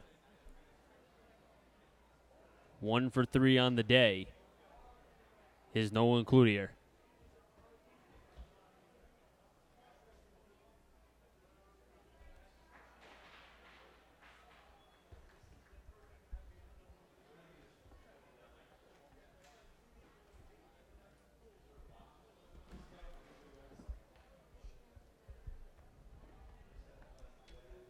Dion missing away. 1-2 now the count to center fielder Nolan Cloutier. Cloutier over 2 on the night. A strikeout looking in the third. A fly out in the fifth. Punched out on strike on that one. 1 away. Check swing there. Cloutier could not hold up. He went around. 1-0 away here in the 9th. And that'll bring up Kronk, the leadoff batter for Pittsfield. Test 1, 2. Very good. Dion quickly ahead, 0-1 now. And Kyle Kronk, the UPenn sophomore.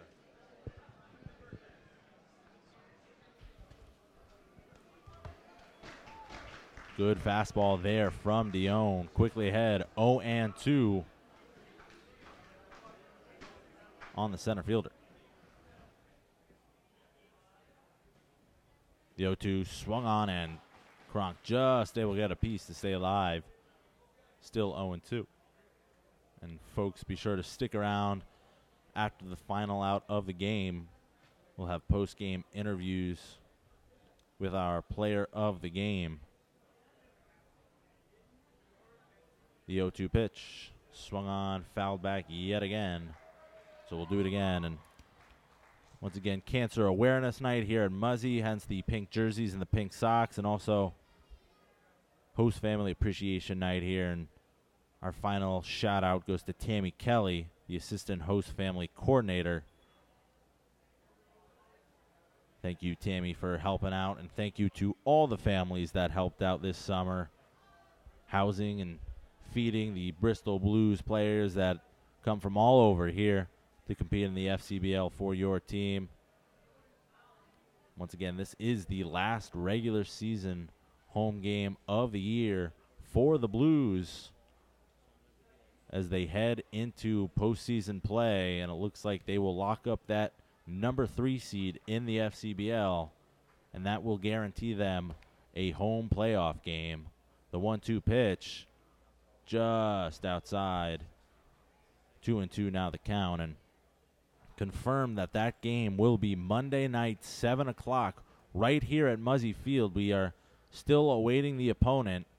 The 2-2 swung on and missed. Kronk down on strikes. Second strikeout for Dion, as the Blues are one more out away from a victory. But again, the regular season ends August 5th. That's a Sunday. And the Blues will come right back here for a one-game winner-take-all playoff to advance to the second round of the FCBL playoffs. So it'll be certainly exciting here at Muzzy Field for some postseason action. And we're going to need all you guys to come out here and represent for the Bristol Blues as they look to make their playoff push. Once again, Monday night, 7 p.m., right here at Muzzy Field. Will most likely be either these Pittsfield Suns or the Nashua Silver Knights in the 3-6 matchup. And the winner of that will move on to take either the Martha's Vineyard Sharks or the Worcester Bravehearts in the second round. 2-1 now the count to Thomas Hughes, the second baseman out of Oklahoma. Zachary Dion dealing here. The 2-1 lifted into left center. Alex Laparco is there. He will field it for the final out of the ball game. Your Bristol Blues win. They improve to 28-21. 7 games over 500. You've got to give credit to Ronnie Palmer and whoever that was in center field who just pulled off those backflips. Looked a little bit dangerous. I'm sure Ronnie Palmer was holding his breath on that one. But nonetheless, the Blues improve 28-21 after the 11-5 victory over the Pittsfield Suns here on the Bristol Blues YouTube channel. But stick around, folks. We've got a post-game interview coming up. Our very own Chris Saunders is going to be down on the field with Jimmy Sullivan, I believe, who is our player of the game for the evening. I mean, Sullivan, the designated hitter, with a whale of a game. He's been coming on hot as of late. He's been hitting about 500 in the month of July. And our very own Chris Saunders down on the field waiting to talk to him. Sullivan, 2 for 3 on the night. 2 RBIs and a run scored, and Chris Saunders down there on the field as we're shutting down the lights. But hey, we're gonna get this interview in anyways. We got the fireworks coming. We're gonna look to get this interview in. The fireworks are going. Oh, and it looks like we're not gonna do the fireworks. I thought we were doing the fireworks on Monday. I was going to interview Sullivan. But we could do it later. You could do it. 11-5, your final score here as the Bristol Blues improve 28-21. Jimmy Sullivan, a monster of a game. 11 runs on 11 hits, no errors for Blues. 5 runs on 4 hits and 2 errors for the Suns. As again, 28-21, the Bristol Blues now the 3rd seed in the FCBL. Want to thank you for joining us alongside my partner Chris Saunders, Huck Gallagher, the man with the plan behind the scenes, one of the best in the business, and I know a lot of folks very pleased with the production that we've put out there, and we would not be able to do that without Huck Gallagher or Jack O'Donnell really bringing everything to the ballpark. We really appreciate what they do with all the camera angles, all the new graphics. Thank you for watching tonight, as once again, Bristol Blues will be right back here, Muzzy Field, 7 p.m. Monday in a 1-game playoff. We'll be sure to have you. Thanks for showing up, everybody. Have a good night.